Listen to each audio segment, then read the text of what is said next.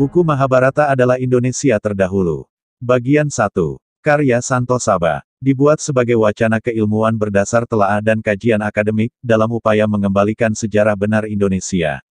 Indonesia Arya. By Santo Saba. Exploration dan Riset. Info lengkap. WhatsApp ke +62 813 2132 9787.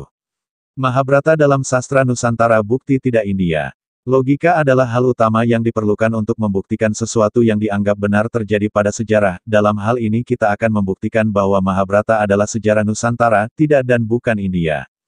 Kita akan cermati dalam uraian yang pendek di dalam buku ini dan memahami benarnya bahwa Mahabharata adalah Nusantara, bahasan pendek dibanding dengan karya sastra terdahulu yang digubah oleh pujangga Nusantara.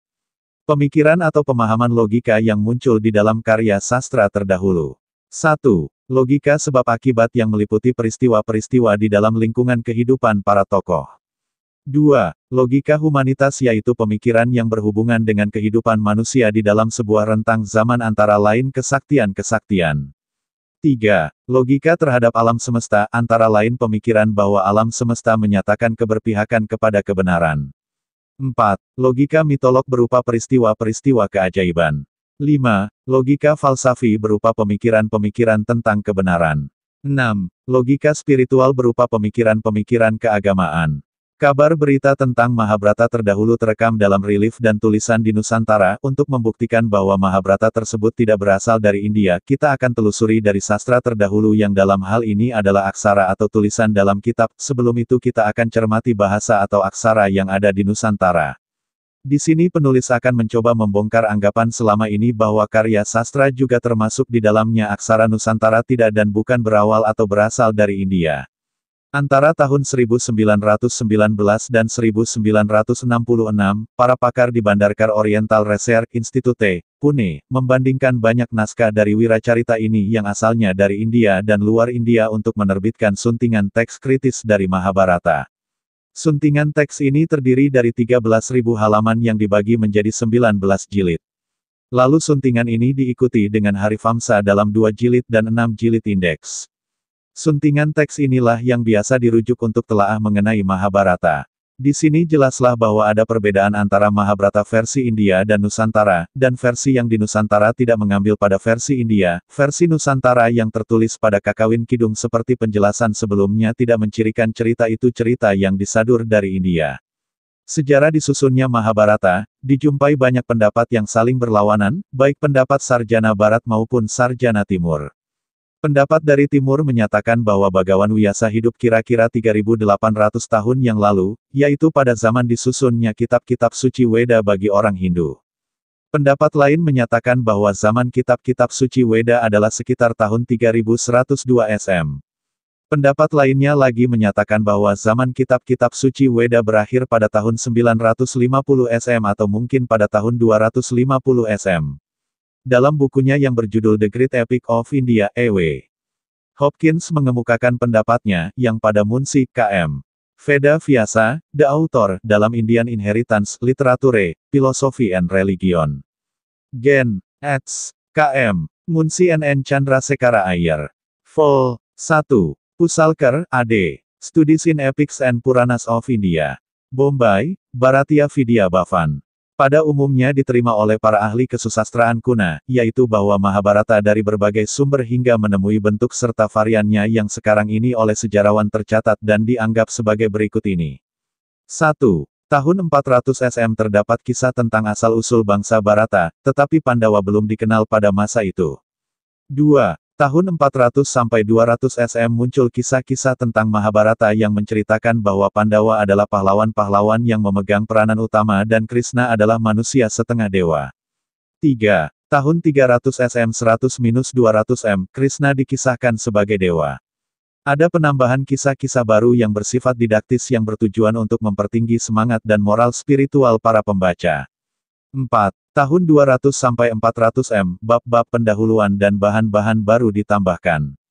Pendapat tersebut di atas didukung kesimpulan M. Winternitz yang mengatakan bahwa Mahabharata tidak mungkin ditulis sebelum abad 4 SM dan tidak mungkin pula pada abad 4 M. Pandangan itu adalah pandangan ilmuwan barat yang umumnya beredar di Nusantara, terutama pada relief-relief situs Nusantara. Oleh mereka dianggap bukan hal yang mendukung, bahwa sebenarnya situs-situs itu yang menceritakan Mahabharata adalah telah lebih dahulu ada daripada cerita yang ditulis pada kitab. Hal yang lebih tidak tepat atau secara ekstrim penulis berkata hal itu adalah salah. Salah jika menganggap relief yang tergambar pada situs terdahulu di Nusantara dibuat atau dipahat berdasarkan kitab atau data tertulis. Para ahli kesusastraan dan filsafat barat mulai tertarik pada kisah-kisah epos Mahabharata sejak kira-kira 2 abad yang lalu, lebih-lebih karena adanya Bhagavad Gita dan episode Syakuntala. Yang mereka dominan hanya merujuk dan mempelajari tentang itu hanya India. Charles Wilkins telah bekerja keras menerjemahkan naskah kesusastraan yang mengandung filsafat ini pada tahun 1758 dan tahun 1795. Episode Mahabharata diterjemahkan ke dalam bahasa Latin oleh Bob pada tahun 1819. Sejarah perkembangan epos Mahabharata secara kritis dipelajari oleh C.H. Lassen pada tahun 1837. C.H. Lassen berpendapat bahwa Mahabharata versi India lahir kira-kira pada tahun 400 sampai 500 SM. A. Weber, 1852, dan A. Ludwig, 1884 mencoba mengadakan penelitian tentang asal-usul epos Mahabharata. Lassen, Cah. Indicie altertum secundae, mereka menyimpulkan bahwa memang terdapat hubungan yang mendasar antara sumber-sumber kitab suci Weda dan materi epos Mahabharata India. Soren Sorenson melakukan penelitian tentang Mahabharata India pada tahun 1883 untuk menemukan rekonstruksi karya besar itu dan menarik kesimpulan bahwa epos ini bentuk aslinya adalah sebuah saga ciptaan pemikiran seseorang yang tidak mengandung pertentangan, ulangan atau penyimpangan. Dengan menyisihkan semua tambahan pada bentuk awalnya, Sorenson berpendapat bahwa epos Mahabharata yang awal di India terdiri dari 7.000 sampai 8.000 sloka. Para sarjana Timur, khususnya dari India, sekarang beranggapan bahwa peristiwa-peristiwa bersejarah dalam epos Mahabharata terjadi antara tahun 1400 sampai tahun 1000 SM dan bahwa kehadiran epos yang besar itu tidak mungkin sebelum atau sesudah kurun waktu itu. Kisah yang diceritakan dalam epos Mahabharata adalah konflik antara dua saudara sepupu, Kaurawa dan Pandawa, yang berkembang menjadi suatu perang besar dan menyebabkan musnahnya bangsa Bharata yang juga disebut bangsa Kuru. Berbagai manuskrip tersebar dari Timur Tengah sampai Indonesia, Bali, dalam berbagai macam bahasa antara lain, bahasa Nepali, Maithili, Bengali, Dewanagari, Telugu, Granta dan Malayalam. Naskah Mahabharata Nusantara kita dapati dalam bahasa Jawa kuno, abad 10, bahasa Kashmir, abad 11 dan bahasa Persia, di masa pemerintahan Akbar. Ramayana dan Mahabharata di Indonesia ditulis dalam bahasa Jawa kuno telah disusun di Jawa Timur dalam bentuk yang disebut kakawin. Beberapa kakawin yang dikenal luas adalah Ramayana, Bharatayuda, Arjuna Wiwaha atau Smaradhana. Kakawin-kakawin tersebut sesungguhnya bukan dan tidak menyalin dari karya sastra asal India. Selanjutnya, secara verbal serta khas kakawin-kakawin tersebut divisualkan dalam bentuk drama teater atau wayang yang pelaku-pelaku utamanya diambil dari Ramayana dan Mahabharata, misalnya Rama, Kaurawa dan Pandawa, dan dilengkapi dengan tokoh-tokoh sejarah dan kesusastraan tradisional, serta tokoh-tokoh lain yang diambil dari daerah di Indonesia. The Russian Academy di Moskow telah menerbitkan terjemahan Adiparwa atau buku pertama Mahabharata dalam bahasa Rusia di masa Perang Dunia II. Episode dan bagian-bagian tertentu Mahabharata juga diterjemahkan ke dalam bahasa Prancis, Inggris dan Jerman. Pendekatan intertekstualitas terhadap karya sastra. Teks atau tulisan sebagai karya sastra dengan sarana utamanya adalah bahasa, merupakan sistem kumpulan tanda-tanda. Konsep tanda menurut Peirce adalah seperti penjelasan ini, tanda adalah merujuk pada sesuatu atau mewakili sesuatu, jadi tanda mempunyai sifat representatif, yaitu mewakili sesuatu.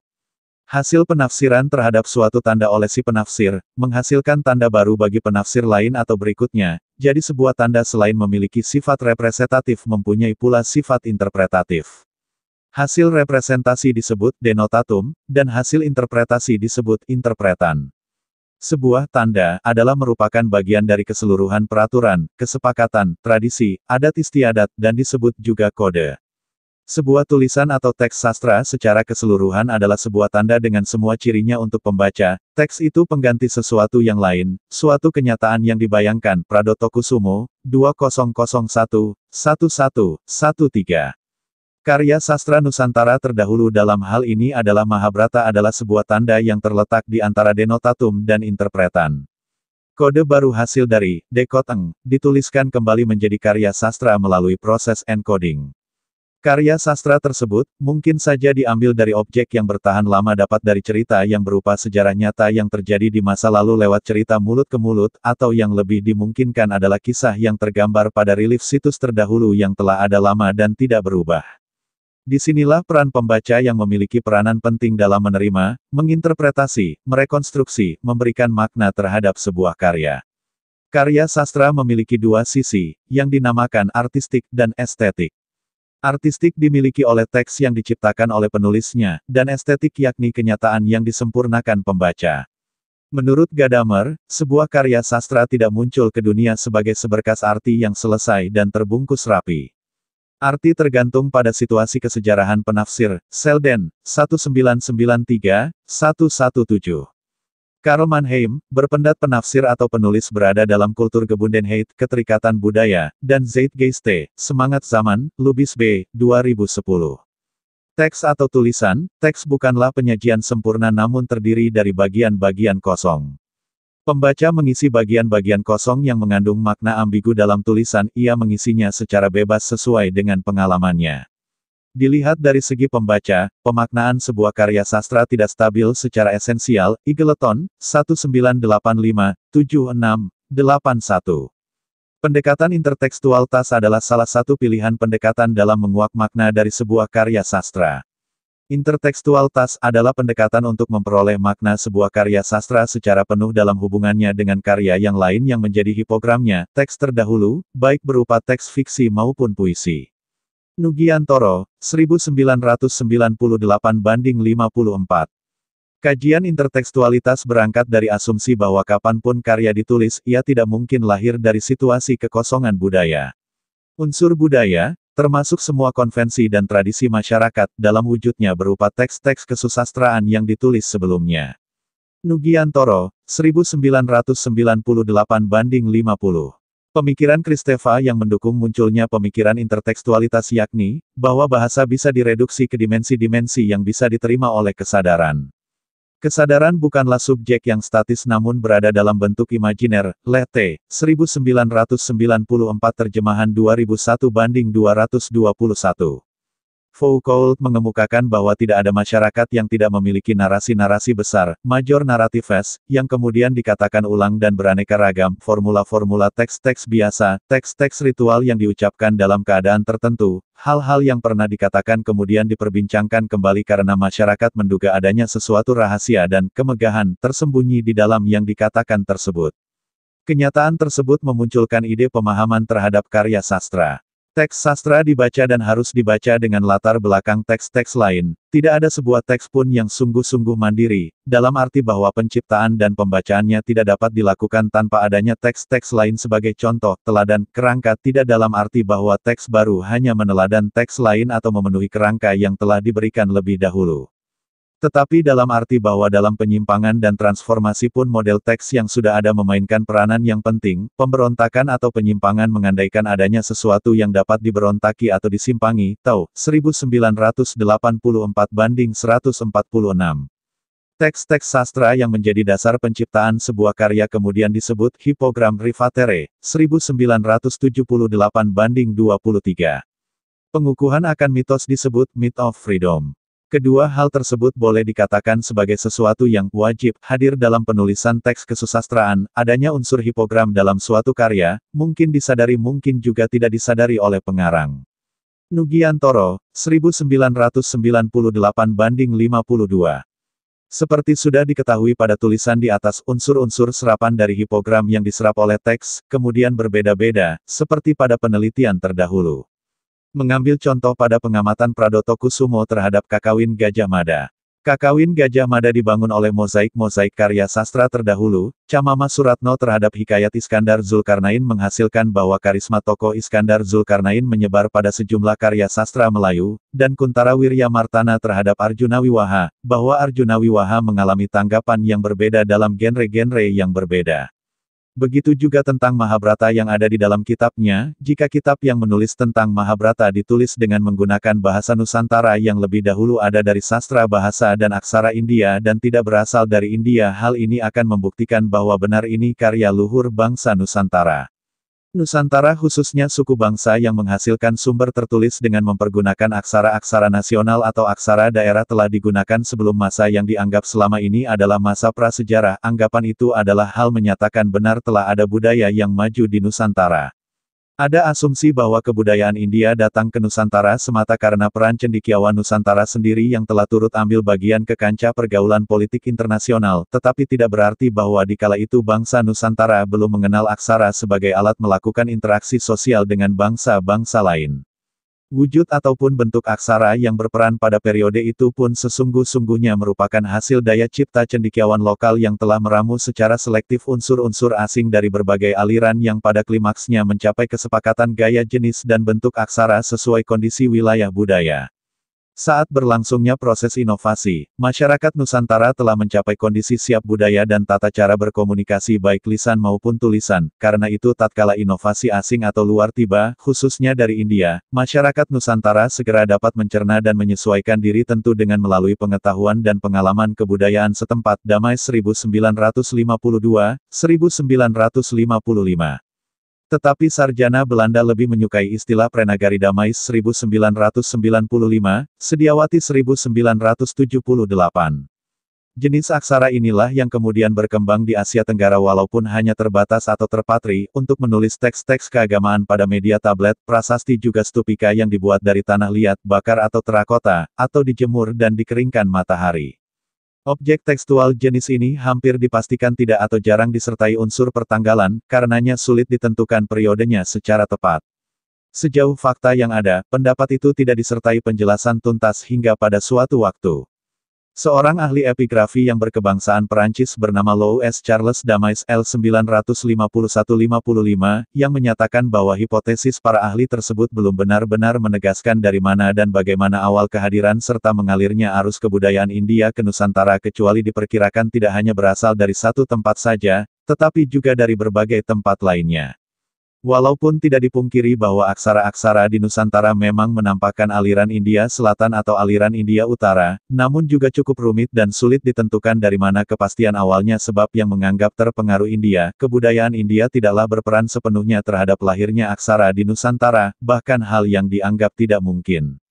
Peneliti melalui analisis paleografis yakni perbandingan kemiripan tipe, gaya, bentuk aksara dari zaman ke zaman, maka khusus aksara pada tablet, meterai atau stupika yang banyak ditemukan di Asia Tenggara, menjadikan bukti pendukung yang dimungkinkan huruf dan aksara yang ada di Nusantara adalah yang mendasari aksara yang ada di seluruh permukaan bumi, di antaranya aksara yang tumbuh di tanah India.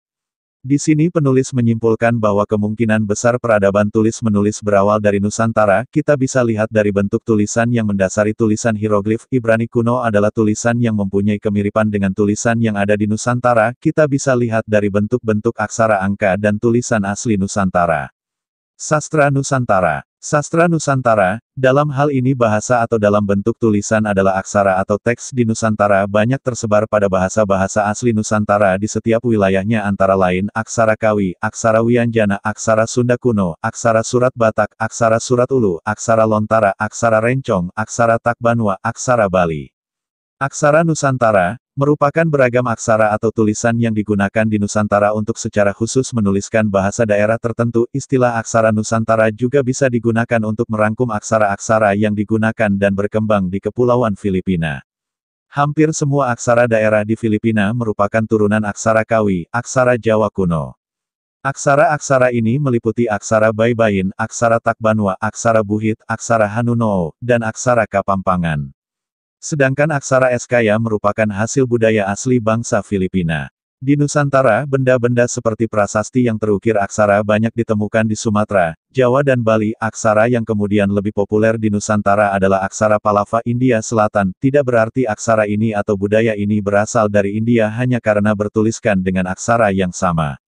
Aksara Palawa dijumpai pada prasasti Tujuh Yupa Tugu Peringatan Kurban, Kerajaan Kutai, Kalimantan Timur, dan sejumlah prasasti dari Kerajaan Tarumanagara, Jawa Barat, juga memiliki kecenderungan tidak menyertakan unsur pertanggalan. Beberapa sarjana menyebut pahatan pilin, umbi, dan sulur-suluran itu sebagai bentuk aksara khusus yang disebut crew letters, conch shell script atau aksara Sangha. Yang jelas pilin, pilin ganda ataupun sulur-suluran, merupakan citra gaya seni geometris yang paling tua dikenal manusia di bumi Nusantara, sebelum dikenal aksara, Jafar 1978. Hal inilah yang mendukung dan bukti bahwa aksara asli Nusantara adalah aksara yang lebih tua dari aksara lainnya yang selama ini dianggap ada dalam catatan sejarah yaitu Sumeria. Kedua kerajaan yang cukup jauh letaknya sama-sama menggunakan aksara yang mirip Palawa Granta dan bahasa Sanskerta dengan gaya khas inovasinya. Prasasti-prasasti masa Tarumanagara dipahatkan pada batu alam. Khusus prasasti Ciaruten dan Muara Cianten, Kampung Muara, di tepi Sungai Cisadane dan Cibung Bulang, Bogor, Jawa Barat, disusun dan ditata dengan metrum, sloka, Sanskerta, ada juga yang berpahatkan pilin, umbi-umbian dan sulur-suluran. Sekali lagi ditegaskan bahwa penggunaan aksara atau bahasa Sanskerta yang mirip India tersebut bukan berarti bahwa aksara itu berasal dari India. Hal ini dikarenakan komunikasi tulis-menulis yang dipakai kerajaan pada saat itu adalah bahasa yang dimengerti secara internasional, atau bias mungkin aksara Palawa yang di India berasal dari Nusantara. Ragam hias yang kemudian lebih banyak ditemukan sebagai karya asli pribumi khususnya berkembang di beberapa daerah di Sulawesi. Karakter-karakter yang memiliki keistimewaan sebagai hasil daya cipta setempat yang telah sangat tua yang dikembangkan di alam dan lingkungan kebudayaan yang didasari kemapanan kreativitas dan berkembang sesuai kondisinya. Ciri perkembangan inilah yang kemudian menjadi rumit sebab setiap individu atau kelompok masyarakat dari suatu lingkungan kebudayaan memiliki konsep-konsep untuk mengembangkan gaya dan bentuk aksara selanjutnya melahirkan tipe-tipe khas pendukung budaya. Pada dasarnya aksara yang berkembang di Nusantara secara visual khususnya pada periode klasik secara umum terdiri dari 33 dasar ucapan. Sejak awal kehadirannya aksara-aksara di kawasan Asia Tenggara hadir berkembang pada periode-periode yang hampir sama menunjukkan adanya kemiripan berlangsung hingga abad ke-8 Masehi. Dalam beberapa hal memperlihatkan kemiripan dengan Palawa seperti gaya aksara masa sesudahnya yang oleh Bucari disebut aksara pasca Palawa, namun hampir di setiap wilayah Asia Tenggara daratan dan kepulauan Nusantara sekurang-kurangnya abad ke-8 Masehi telah berkembang aksara yang pada prinsipnya sama tetapi memiliki corak-corak khusus tersendiri. Gaya dan jenis aksara sebagian besar mempunyai kemiripan aksara pada sejumlah dokumen tertulis di Sumatera dan Jawa yang mempergunakan jenis bahasa pengantar yang dikenal berkembang pada masing-masing daerah pendukung budaya antara lain Melayu kuno, Jawa kuno, Sunda kuno dan Bali kuno. Beberapa pendapat menyatakan bahwa kemungkinan aksara-aksara yang hadir di Nusantara merupakan perkembangan dari aksara Palawa namun ciri dan pertaliannya masih belum benar-benar dijelaskan, sebab diferensiasi ciri atas aksara-aksara lokal dan kaitannya kepada Palawa terlampau jauh. Batas antara gaya aksara yang satu, lebih tua, dengan yang hadir kemudian sulit ditentukan, kemungkinan keduanya berkembang secara hampir bersamaan. Atau gaya yang telah ada kemungkinan tersisi oleh kehadiran gaya dan jenis aksara yang baru, peralihan dan pergantian sesuai perkembangan zaman seperti yang terjadi dengan munculnya aksara Pegon dan Latin. Munculnya aksara yang baru telah berkembang lebih meluas sedangkan yang lama berkembang secara lokal saja. Perbedaan tersebut tampak seperti yang kemudian berkembang sebagai aksara Jawa Tengahan atau baru, terdiri 20 aksara Hono Koroko. Ha, Na, Ka, Ra, Ka, Da, Ta, Sa, Wa, La, Pa, Da, Ja, Ya, Nya, Ma, Ga, Ba, Ta, Nga. Kemudian aksara Sunda yang kerap disebut Kakarakan dengan bunyi yang hampir sama tetapi terdiri dari 18 aksara, Ha, Na, Ka, Ra, Ka, Da, Ta, Sa, Wa, La, Pa, Ja, Ya, Nya, Ma, Ga, Ba, Nga. Kuatnya ciri pribumi yang menjadi ciri aksara di Nusantara adalah untuk mengatasi kesulitan tatkala penyesuaikan sistem fonetik, bunyi, bahasa-bahasa Nusantara dalam mengalih aksarakan bunyi pepet, pepat dan hiatus, bunyi peralihan di antara dua monoftong berdampingan dan membentuk dua suku berurutan tanpa jeda atau konsonan antara. Seperti sia sya sya, dua dua dua.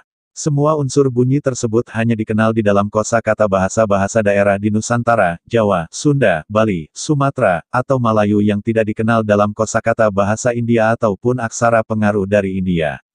Ketiadaan inilah yang justru membedakan antara aksara Nusantara dan India, tanda-tanda bunyi sepenuhnya milik multak masyarakat Nusantara dan tentu saja harus dicantumkan ke bentuk aksara. Pada sejumlah naskah sumber tertulis dari masa lebih tua yang umumnya menggunakan bahasa Sanskerta, kesulitan itu tidaklah terasa benar karena tidak mengenal tanda-tanda bunyi seperti itu sehingga dirasa tidak perlu mencantumkannya, kecuali tanda-tanda diakritis. Mengatasi kesulitan itu sedapat-dapatnya tidak menuliskan pepat pada akhir suku kata pertama pada pokok kata, melainkan konsonan permulaan suku kata itu dirangkap dengan konsonan permulaan dari suku kata kedua seperti demakan, wedihan, sikbo, imah, wes, wekas, kedumpluk dan seterusnya. Meskipun diakui Sang Citraleka, penulis prasasti tidaklah selalu konsekuen pada suku kata yang sulit atau tidak mungkin dirangkap, maka tanda pepat di sini diganti menjadi bunyi a, seperti suket-sukat. Mangagem-mangagam, mapekan-mapekan dan seterusnya, Bucari, 1958. Aksara Kawi, bahasa Sanskerta, Kavi yang berarti Puangga, adalah aksara Brahmi historis yang pernah digunakan di wilayah maritim Asia Tenggara sekitar abad 8 hingga 16 Masehi. Aksara ini terutama digunakan di wilayah Jawa dan Bali, Indonesia, namun beberapa prasasti bertulis Kawi telah ditemukan sampai sejauh Filipina. Aksara ini digunakan untuk menulis bahasa Sanskerta dan Jawa kuno. Aksara Kawi adalah aksara yang berkembang dan berasal dari nenek moyang Nusantara dari aksara-aksara tradisional Indonesia seperti aksara Jawa, Bali, Sunda, dan lain-lain. Aksara Sunda kuno. Aksara Sunda kuno, dalam bentuk paling awal antara lain dijumpai pada prasasti-prasasti yang terdapat di Astana Gede, Kecamatan Kawali, Kabupaten Ciamis, dan prasasti kebantenan yang terdapat di Kecamatan Jatiasih, Kota Bekasi. Edi S. Eka Jati mengungkapkan bahwa keberadaan aksara Sunda kuno sudah begitu lama tergeser karena adanya ekspansi kerajaan Mataram Islam ke wilayah Priangan kecuali Cirebon dan Banten. Pada waktu itu para menak Sunda lebih banyak menjadikan budaya Jawa sebagai anutan dan tipe ideal. Akibatnya, kebudayaan Sunda tergeser oleh kebudayaan Jawa. Bahkan banyak para penulis dan budayawan Sunda yang memakai tulisan dan ikon-ikon Jawa. Aksara suku. Aksara suku adalah aksara Jawa kuno, Kawi, yang terdapat di situs suku. Aksara ini sangat unik di zamannya di mana tidak menggunakan huruf gantung dalam sistem penulisannya, hanya menggunakan sandangan, tanda baca, dalam menuliskan inskripsi. Prasasti yang tertua dan menandakan juga aksara tertua ini ditulis tanpa huruf gantung yang ternyata cukup banyak ditemukan aksara ini dengan sistem di atas ditemukan di daerah di Indonesia bahkan di Filipina yang menggunakan sistem tulis ini. Aksara pada inskripsi atau prasasti tertulis di samping bagian ekor sang Garuda yang ada di situs suku berbunyi. Lawaseraje kue siduk pinerp kapetek denewong medangki hempur ramakarubu halabuh geni harbut bumi kacari tanah babajang mara mariset rahanang tangbango. Menurut bacaan Darmo Sutopo, 1984. Aksara Wianjana adalah aksara Engegena merupakan aksara asli dalam bahasa Jawa, sehingga intensitas penggunaannya sangat tinggi yang mendapatkan sandangan diakritik. Aksara rekan merupakan aksara yang sangat jarang digunakan dalam penulisan bahasa Jawa, tetapi masih digunakan dalam intensitas kecil. Aksara Jawa baru menggunakan simbol yang dikenal dalam hubungan internasional. Contohnya, tanda seru, tanda tanya, tanda kutip, tanda kurung siku. Surat Batak adalah nama aksara yang digunakan untuk menuliskan bahasa-bahasa Batak yaitu bahasa Angkola Mandailing, Karo, Papak Dairi, Simalungun, dan Toba. Surat Batak masih berkerabat dengan aksara Nusantara lainnya seperti Surat Ulu di Bengkulu dan Sumatera Selatan, Surat Incung di Kerinci, dan Hat Lampung. Aksara ini memiliki beberapa varian bentuk, tergantung bahasa dan wilayah. Secara garis besar, ada 5 varian Surat Batak di Sumatera, yaitu Angkola Mandailing, Karo, Papak Dairi, Simalungun, dan Toba. Aksara ini wajib diketahui oleh para datu, yaitu orang yang dihormati oleh masyarakat Batak untuk penanggalan. Kini, aksara ini masih dapat ditemui dalam berbagai pustaka, yaitu kitab tradisional masyarakat Batak. Ciri khas, Surat Batak adalah sebuah jenis aksara yang disebut abukda, jadi merupakan sebuah perpaduan antara alfabet dan aksara suku kata. Setiap karakter telah mengandung konsonan sekaligus vokal dasar. Vokal dasar ini adalah bunyi A, namun dengan tanda diakritis atau apa yang disebut anakni surat dalam bahasa Batak, maka vokal ini bisa diubah-ubah. Aksara Surat Ulu diperkirakan berkembang menjadi aksara Palawa dan aksara Kawi yang digunakan oleh Sriwijaya di Sumatera untuk berkomunikasi tertulis dengan dunia internasional pada masanya. Lontara adalah aksara tradisional masyarakat Bugis Makassar. Bentuk aksara lontara menurut budayawan Prof. Matulada berasal dari Sulapaya Wala Suci. Wala Su berasal dari kata wala yang artinya pemisah, pagar, penjaga dan suci yang berarti putri. Wala suji adalah sejenis pagar bambu dalam acara ritual yang berbentuk belah ketupat. Sulapa Eppa, 4 sisi, adalah bentuk kepercayaan Bugis Makassar klasik yang menyimbolkan susunan semesta, api air angin tanah. Api air angin tanah adalah falsafah dasar asli Nusantara yang banyak ditemukan di seluruh wilayah Nusantara, ini bukan berasal dan tidak dari India. Huruf lontara ini pada umumnya dipakai untuk menulis tata aturan pemerintahan dan kemasyarakatan. Naskah ditulis pada daun lontar menggunakan lidi atau kalam yang terbuat dari ijuk kasar, kira-kira sebesar lidi. Lontara adalah perkembangan dari tulisan Kawi yang digunakan di Kepulauan Indonesia sekitar tahun 800-an. Namun dari itu, tidak diketahui apakah lontara merupakan turunan langsung dari Kawi atau dari kerabat Kawi lain karena kurangnya bukti. Terdapat teori yang menyatakan bahwa tulisan lontara didasarkan pada tulisan Renjang, Sumatera Selatan karena adanya kesamaan grafis di antara dua tulisan tersebut. Namun hal ini tidak berdasar, karena beberapa huruf lontara merupakan perkembangan yang berumur lebih muda. Istilah lontara juga mengacu pada literatur mengenai sejarah dan genealogi masyarakat Bugis. Contoh paling panjang dan terkenal barangkali merupakan mitos penciptaan Bugis Sure, Galigo, dengan jumlah halaman yang mencapai 6.000 lembar. Lontara pernah dipakai untuk menulis berbagai macam dokumen, dari peta, hukum perdagangan, surat perjanjian, hingga buku harian. Dokumen-dokumen ini biasa ditulis dalam sebuah buku, namun terdapat juga medium tulis tradisional bernama lontara, di mana selembar daun lontar yang panjang dan tipis digulungkan pada dua buah poros kayu. Teks kemudian dibaca dengan menggulung lembar tipis tersebut dari kiri ke kanan. Tulisan ini masih dipakai dalam lingkup kecil masyarakat Bugis dan Makassar. Dalam komunitas Bugis, penggunaan lontara terbatas dalam upacara seperti pernikahan, sementara di Makassar tulisan lontara Hanunoo adalah salah satu aksara asli Kepulauan Sulawesi Utara dan digunakan oleh orang-orang Mangyan di Mindoro Selatan untuk menulis bahasa Hanunoo. Aksara ini berjenis abugida yang kemungkinan berkembang sampai ke daratan India, berkaitan erat dengan aksara Baybayin, dan terkenal karena biasanya vertikal tetapi ditulis ke atas, bukan ke bawah seperti hampir semua aksara lainnya. Aksara ini biasanya ditulis di bambu dengan mengiris huruf dengan pisau. Tulisan Hanunoo karena sifat yang mudah rusak dari sebuah bambu. Oleh karena itu, sulit untuk menelusuri sejarah aksara ini. Aksara rencong adalah istilah yang mula-mula digunakan oleh para peneliti Belanda untuk merujuk pada aksara surat Ulu yang digunakan di kawasan Ulu, Pegunungan, Sumatera, khususnya di Kerinci, Bengkulu, Sumatera Selatan, dan Lampung. Bersama dengan aksara-aksara daerah lain di Sumatera, surat Ulu bisa dimungkinkan mendasari aksara Palawa. Pada masa lalu surat Ulu dituliskan pada bambu, tanduk kerbau, dan kulit kayu. Aksara Ulu yang kadang-kadang juga dinamakan aksara Kaganga berdasarkan 3 huruf pertama dalam urutan abjadnya, masih serumpun dengan surat Batak, aksara Batak.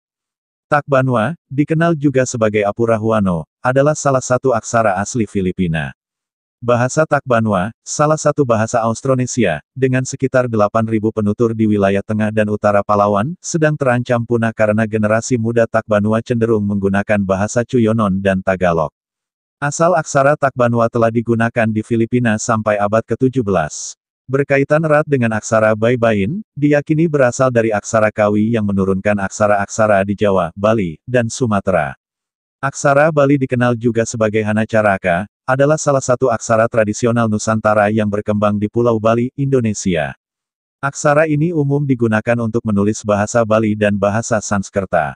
Dengan sedikit perubahan, aksara ini juga digunakan untuk menulis bahasa Sasak yang digunakan di Lombok. Aksara ini berkerabat dekat dengan aksara Jawa.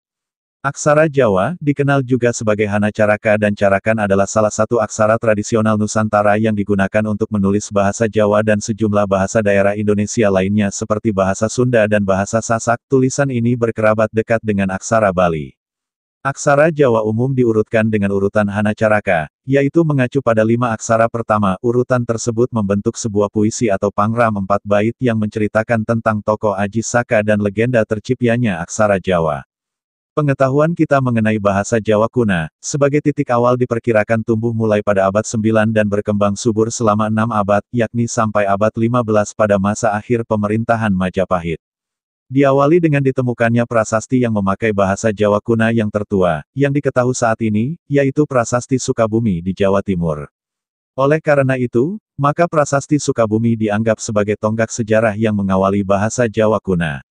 Ini bukti bahwa aksara Jawa kuno tidak berasal dari luar tapi tumbuh dari aksara yang sudah ada terlebih dahulu di tanah Jawa. Bahasa Jawa kuno merupakan salah satu dialek temporal bahasa pribumi di Jawa. Bahasa ini sekarang hanya dapat ditemukan di dalam karya-karya tulis seperti terpakai dalam buku Ramayana Adiparwa, Sutasoma, Baratayuda, Arjunawiwaha dan lainnya. Bahasa Jawa kuno dewasa ini dikatakan sebagai bahasa mati karena bahasa ini tidak dipakai lagi di dalam percakapan sehari-hari, serta tidak ditemukan penutur asli bahasa itu. Namun dalam kesusastraan, para punjangga masih menggunakan bahasa Jawa kuno seperti terdapat dalam buku Nagara Kretagama Arjunawiwaha, Sutasoma, sampai buku Kakawin Harisraya yang berangka tahun 1496 Saka. Tahun tersebut adalah tahun saat penulisannya. Pengaruh India terhadap bahasa Jawa kuno tidak terbukti, pengaruh kebudayaan India tidak tampak dalam kebudayaan Indonesia. Hal ini dapat diketahui karena sampai pada abad 14 kerajaan-kerajaan di Indonesia masih bercorak asli Nusantara bukan Hindu India.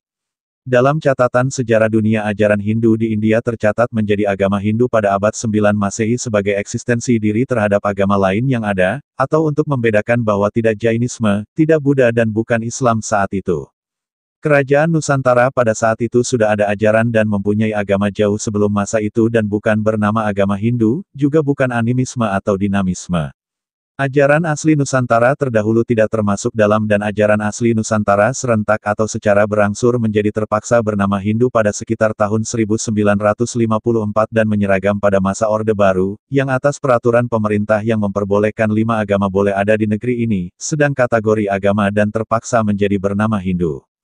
Padahal jika kita amati lebih dalam agama Hindu India sangat berbeda dengan ajaran asli Nusantara yang terpaksa bernama Hindu.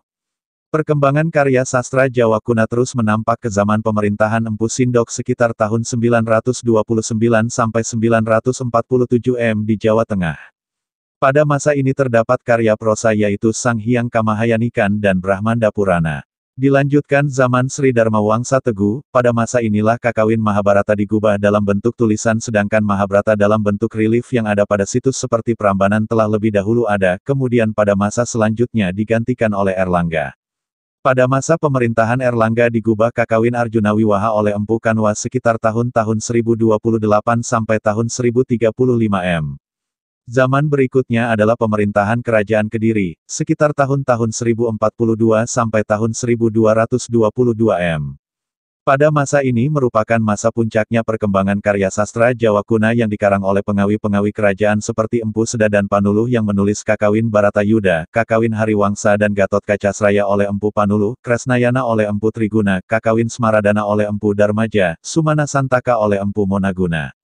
Berakhir zaman Kediri digantikan zaman Majapahit masa Hayam Wuruk digubah Kakawin Nagara Kretagama oleh Empu Prapanca. Pada masa Majapahit ada banyak lagi karya-karya sastra Kakawin yang digubah seperti Sutasoma oleh Empu Tantular, Partayatnya, Lubdaka oleh Empu Tanakung, Hureta Sancaya, Niti Sastra, serta Kakawin-Kakawin yang lainnya, kebanyakan yang anonim tanpa nama pengarang, dan tahun penulisannya yang tidak jelas dan menggunakan candra sangkala. Selain karya-karya sastra Jawa kuno yang disebut di atas masih banyak lagi hasil karya sastra Jawa kuno yang belum dikemukakan dan hampir sebagian besar karya tersebut diselamatkan dan kini tersimpan di Bali. Di Bali kegiatan olah sastra terus berlanjut dan mencapai puncaknya pada zaman Gel-Gel di Kelungkung, sekitar abad 17. Bali adalah karakter khas yang mencirikan budaya asli Nusantara yang masih merekam kuat budaya nenek moyang terdahulu Nusantara. Bali tidak identik dengan budaya India, ajaran asli Bali bukan Hindu yang berasal dari India, kita ketahui bersama bahwa ajaran asli Nusantara di semua wilayah yang salah satunya adalah Bali bukan Hindu. Ajaran Bali dan daerah lainnya terpaksa bernama Hindu pada sekitar tahun 1954 dan mengalami penyeragaman total menjadi bernama Hindu pada masa Orde Baru. Kakawin dan kidung kesusastraan bahasa Jawa kuno dari abad ke-9 dalam perkembangan waktu mengalami banyak perubahan.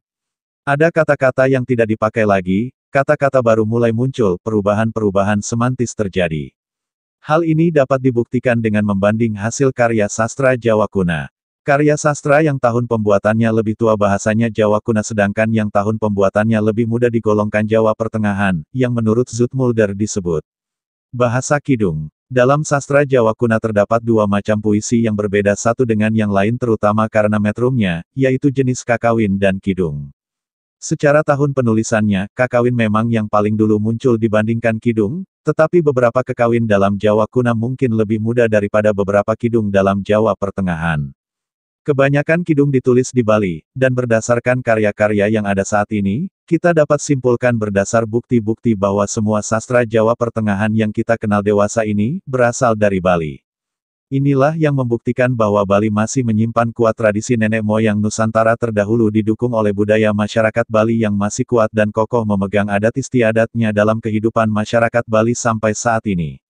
Sastra Jawa kuno telah sampai pada kita dari masa yang jauh silam.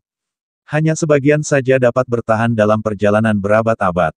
Satu-satunya dokumen yang dalam bentuknya yang asli sampai kepada kita ialah prasasti-prasasti yang terukir dalam lempeng-lempeng kuningan atau batu-batu. Begitu juga tentang Mahabharata yang masih terlihat pada relief situs-situs yang tersebar di Nusantara. Sekali lagi ditegaskan bahwa relief yang ada pada situs tentang Mahabharata tidak dibuat berdasarkan kitab atau kakawin, relief tentang Mahabharata lebih dahulu ada sebelum kakawin itu ditulis. Semua teks tentang Mahabharata lain kita temukan dalam bentuk salinan. Karya-karya sastra Jawa kuno Mahabharata kebanyakan ditulis dalam daun lontar, dan adanya budaya penyalinan maka sampai saat ini karya-karya tersebut masih bisa kita nikmati. Kebanyakan karya-karya ini disalin di Bali. Karena itu kepada Bali lah kita berterima kasih karena di sana sastra Jawa kuno termasuk berita Mahabharata tercatat dan diselamatkan. Parwa-parwa tentang Mahabharata yang beredar di Nusantara adalah tidak berdasar pada Mahabharata dari India, begitu juga Ramayana di Nusantara tidak berdasar atau mengadopsi karya Walmiki India. Di bawah ini disajikan suatu pembahasan singkat tentang Mahabharata pada karya-karya Jawa kuno yang termasuk sastra Parwa, juga penjelasan persamaan dan perbedaan dengan India, juga bukti karya sastra Nusantara tidak berasal dari India. 1. Ad Parwa. Karya ini mengenai kitab pertama dari syair Mahabharata, dan dapat dilihat dari dua bagian yaitu. Bagian pertama menyajikan tentang korban yang atas perintah Raja Janamejaya dipersembahkan sebagai suatu sarana guna memusnahkan para naga, bagian kedua berisi silsilah para Pandawa dan Korawa, kelahiran, masa muda mereka sampai pernikahan Arjuna dengan Subhadra, Adiparwa Sudai dengan cerita mengenai api di hutan Handawa, Karna dan Arjuna membantu Dewa Agni dalam pemusnahannya. 2. Wirata Parwa. Kitab ini, bagian keempat dalam Mahabharata, tertuliskan kehidupan para Pandawa di Keraton Raja Wirata. Dalam parwa ini dituliskan masa penyamaran Pandawa selama 1 tahun setelah masa pengasingan 12 tahun karena kalah dalam perjudian. Tulisan ini diakhiri dengan permintaan Raja Masyapati sebagai Raja Negeri Wirata kepada Yudhistira untuk naik tahta serta diangkatnya Utari sebagai menantu Arjuna untuk Abimanyu. 3. Udyoga Parwa. Bagian ini tertuliskan kedua pihak baik Pandawa dan Korawa mempersiapkan diri untuk pertempuran yang menentukan dan mencari sekutu. Baik Duryodana sebagai utusan para Korawa, maupun Arjuna sebagai utusan para Pandawa, berangkat pada saat yang sama guna menghadap Krishna. Kemudian dalam tulisan ini kita juga tersajikan dengan sebuah sisipan tulisan panjang tentang Indrawi Aya, kemenangan Indra. Dalam Udyoga Parwa juga tertulis tentang perundingan yang panjang antara para Pandawa dan Korawa. Para Pandawa mengutus Drupada menghadap para Korawa, sebaliknya Raja Dehartasarata mengutus Sanjaya ke Wirata. Tetapi perundingan ini gagal sampai pada akhirnya Krishna sendiri yang turun tangan terjadilah peperangan. Di sini juga tertuliskan permusuhan antara Bhisma dan Karna, sebaliknya Bhisma menegaskan bahwa ia tidak akan melawan Sikandi. Tulisan ini terputus, yaitu pada tulisan sebelum perang mulut antara Bhisma dan Parasurama. 4. Bhisma Parwa. Parwa ini tertuliskan nasihat-nasihat Krishna sebelum perang kepada Arjuna yang akan mengundurkan diri untuk berperang karena yang menjadi lawannya adalah gurunya dan paman-pamannya. Peristiwa gugurnya Bhisma oleh Arjuna dalam peperangan menjadi bagian utama dalam tulisan ini. Bagian Parwa ini berakhir pada adegan sebelum ajal menjemputnya Bhisma memberikan nasihat-nasihat kepada cucu-cucunya Pandawa dan Korawa mengenai kewajiban yang diemban oleh seorang raja, Raja Dharma. 5. Asramawasa Parwa. Parwa ini tertuliskan tentang masa pertapaan Raja Dehartasarata di pertapaan biasa, setelah perang karena ia merasa sendirian setelah kematian anak-anaknya dalam peperangan, selain itu juga dikarenakan perkataan Werkodara tentang Duryodana. 2 tahun kemudian Narada muncul memberitahukan kepada Pandawa tentang Dehartarashtra beserta Gandari, Kunti, dan Widura yang mengiringinya di pertapaan telah meninggal dalam kebakaran dekat sungai. 6. Musala Parwa. Parwa yang paling pendek ini tertuliskan bagaimana suku Yadu musnah sesudah pertempuran, kecuali Karna dan Baladewa. Setelah pertempuran Baladewa melakukan topo broto sehingga jiwanya meninggalkan badan dalam bentuk naga, Jugasna melakukan pertapaan dan menitipkan istrinya kepada Basudewa. Basudewa kemudian menyerahkan istri Karna kepada Arjuna, lalu Arjuna membawanya ke Indraprasta, tempat Bajra putra Karna diangkat menjadi raja. 7. Prastanika Parwa. Parwa ini tertuliskan perjalanan para Pandawa ke hutan. Dalam perjalanan itu satu persatu para Pandawa gugur, hanya Yudhistira yang berhasil menyelesaikan perjalanan itu ditemani oleh seekor anjing yang setia mengiringinya. Anjing itu merupakan penjelmaan Dewa Dharma. Setelah berhasil melewati segala rintangan dalam perjalanan kemudian Yudhistira beserta anjing penjelmaan Dewa Dharma diangkat ke surga oleh Dewa Indra. Sesampainya di surga Yudhistira tidak melihat saudara-saudaranya, oleh karena itu Yudhistira tidak berkeinginan tinggal di surga. 8. Swargarohana Parwa. Di surga Yudhistira tidak melihat saudara-saudaranya tetapi ia melihat Duryodhana di tengah para dewa.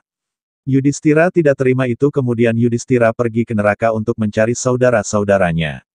Di neraka ia menemui saudara-saudaranya dalam keadaan yang menderita. Yudhistira menyalahkan para dewa atas semua keadaan yang dialami oleh saudara-saudaranya, tetapi keadaan yang mengerikan tersebut berubah menjadi surga yang sangat indah. Dijelaskan para dewa kepada para Pandawa bahwa keadaan yang menyakitkan tadi adalah ganjaran perbuatan buruk yang mereka lakukan selama hidup di dunia. Hal sama terjadi pada Korawa. 9. Uttarakanda. Kanda ini adalah Ramayana bukan termasuk dalam 18 Parwa Mahabharata. Karya ini mirip dengan di atas, intinya menceritakan tentang bagaimana Rsi Agastya menceritakan riwayat Rahwana beserta keluarganya kepada Sang Rama, bagaimana pengembaraan dan segala perbuatan jahat yang dilakukan Rahwana selama pengembaraan, berkat anugerah kekuatan dari Dewa Brahma tidak ada satupun musuh dapat mengalahkannya hingga Rama yang mengalahkannya. Parwa ini juga menceritakan rencana Rama untuk melakukan upacara Aswamedha. Kisah lain dalam Parwa ini yaitu kelahiran putra dari Rama dan Sita yang bernama Kusa dan Lawa. Sita yang ditelan oleh Dewi Bumi, Pertiwi, karena diragukan kesucian oleh Sang Rama, kemudian kanda ini diakhiri dengan kembalinya wujud Sang Rama menjadi Dewa Wisnu kemudian naik ke surga bersama para dewa.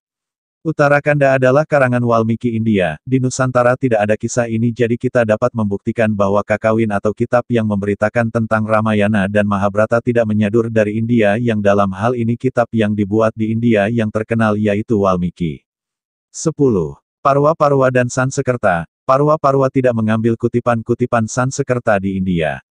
Kutipan Sansekerta India itu sering meliputi satu sloka penuh, yaitu 2 baris masing-masing dengan 16 suku kata. Jika seseorang hanya merangkai kutipan-kutipan dalam bahasa Sansekerta, maka mustahilah ia dapat mengikuti jalan ceritanya. Sering kutipan itu merupakan kata-kata yang diucapkan oleh salah seorang tokoh dalam suatu cerita. Misalnya kutipan tentang perbincangan Karna dengan Arjuna sebelum dilaksanakan Sayembara Drupadi. Kutipan-kutipan Sansekerta India semacam itu diterangkan oleh keinginan untuk memberikan nuansa yang lebih kuat kepada cerita. Hal ini dilakukan dengan membubuhi tulisan atau tutur kata dalam bahasa Sansekerta India. Hal ini yang tidak ditemukan pada Parwa asli Nusantara, karena nuansa asli Nusantara lah yang tampil dalam Parwa. 11. Penu Isan Parwa. Mukadimah 3 Parwa yaitu At Parwa, Wirat Parwa dan Bisma Parwa mengandung informasi yang relevan mengenai hal ini. Pada akhir cerita Wirata Parwa yang menyebutkan dengan suatu contoh bagaimana tanggal dituliskannya pertama kali sebuah karya Jawa kuna ditentukan dengan cukup rumit. Jadi jika sebuah parwa tertulis tanggal pembuatannya adalah hal yang perlu dipertimbangkan keasliannya, sedang ahli-ahli barat yang dengan mudah membuat tahun penulisan terhadap karya sastra Nusantara dominan dipengaruhi oleh upaya yang membakukan bahwa karya sastra Nusantara adalah berawal dan bersumber dari India, hal yang tidak tepat dan tidak benar. 12. Pengarang Parwa. Sastra Parwa tidak semuanya ditulis oleh pengarang yang sama, inilah yang mungkin kita dapat tarik dalam penelitian komparatif tentang bahasa. Hal ini dikuatkan dengan ciri, Uttarakanda mempunyai suatu perbedaan nyata yang tidak terdapat dalam Parwa-Parwa Nusantara dan membuktikan dengan jelas bahwa Parwa di Nusantara tidak menginduk apalagi menyadur kitab yang ada di India. Parwa ini terdiri atas bab-bab singkat atau pada akhir setiap bab dinyatakan sebagai sebuah nama atau judul yang menunjukkan isi dan nomor urutnya. Adi Parwa diawali dengan suatu tindak bakti terhadap Dewa Siwa beserta istrinya. Dalam Wirata Parwa kata pengantar pertama dialamatkan kepada Karnadwipayana yang sama dengan biasa. Bisma Parwa pun diawali dengan bersembah sujud kepada biasa, kemudian terhadap Raja Pulau Yawa yang memakai nama hari karena ia Wisnu. 13. Metrum Kakawin. Istilah kakawin berasal dari metrum-metrum di India, sedangkan istilah kadung bersifat Jawa asli. Kidung adalah suatu kata Jawa asli, sedangkan kata kakawin sudah mengungkapkan asal-usulnya, yaitu dari kata Sanskerta kawi, tetapi kedua afiks Jawa ke dan n memberinya warna blasteran. Kawi semula berarti, seorang yang mempunyai pengertian yang luar biasa, seorang yang bisa melihat hari depan, seorang bijak, tapi dalam arti yang khas, yaitu seorang penyair. Afiks K dan N yang menjadikan bentuk kakawin artinya adalah karya seorang penyair, syairnya. Pada periode klasik, dikenal oleh para sastrawan Jawa kata kauya, kawi, berarti, buah dari hasil puisi keraton, sebuah syair yang pada pokoknya bersifat epis, yang coraknya agak dibuat-buat, dan justru inilah sifat-sifat kakawin dalam sastra Jawa kuno. Pada umumnya, kaidah-kaidah metris yang berlaku bagi sebuah kakawin sama seperti kaidah-kaidah kauya dalam persajakan Sanskerta, yaitu dapat dirumuskan sebagai berikut. Sebuah bait terdiri atas 4 baris sedangkan masing-masing baris meliputi jumlah suku kata yang sama, disusun menurut pola metris yang sama. Menurut pola tersebut kuantitas setiap suku kata, panjang atau pendeknya, ditentukan oleh tempatnya dalam baris beserta syarat-syaratnya, dan sebuah suku kata dianggap panjang bila mengandung sebuah vokal panjang dan bila sebuah vokal pendek disusul oleh lebih daripada satu konsonan. Suku kata terakhir dalam setiap baris dapat bersifat panjang atau pendek. Aneka macam metrum ini dipakai dalam puisi Jawa kuno, masing-masing dengan namanya sendiri. 14. Tentang metrum. Buku-buku pegangan dari India yang membahas bidang pengetahuan tentang prosodi atau ilmu persajakan ini disebut canda sastra dan sama sekali tidak merupakan buku-buku yang membangkitkan inspirasi puitis.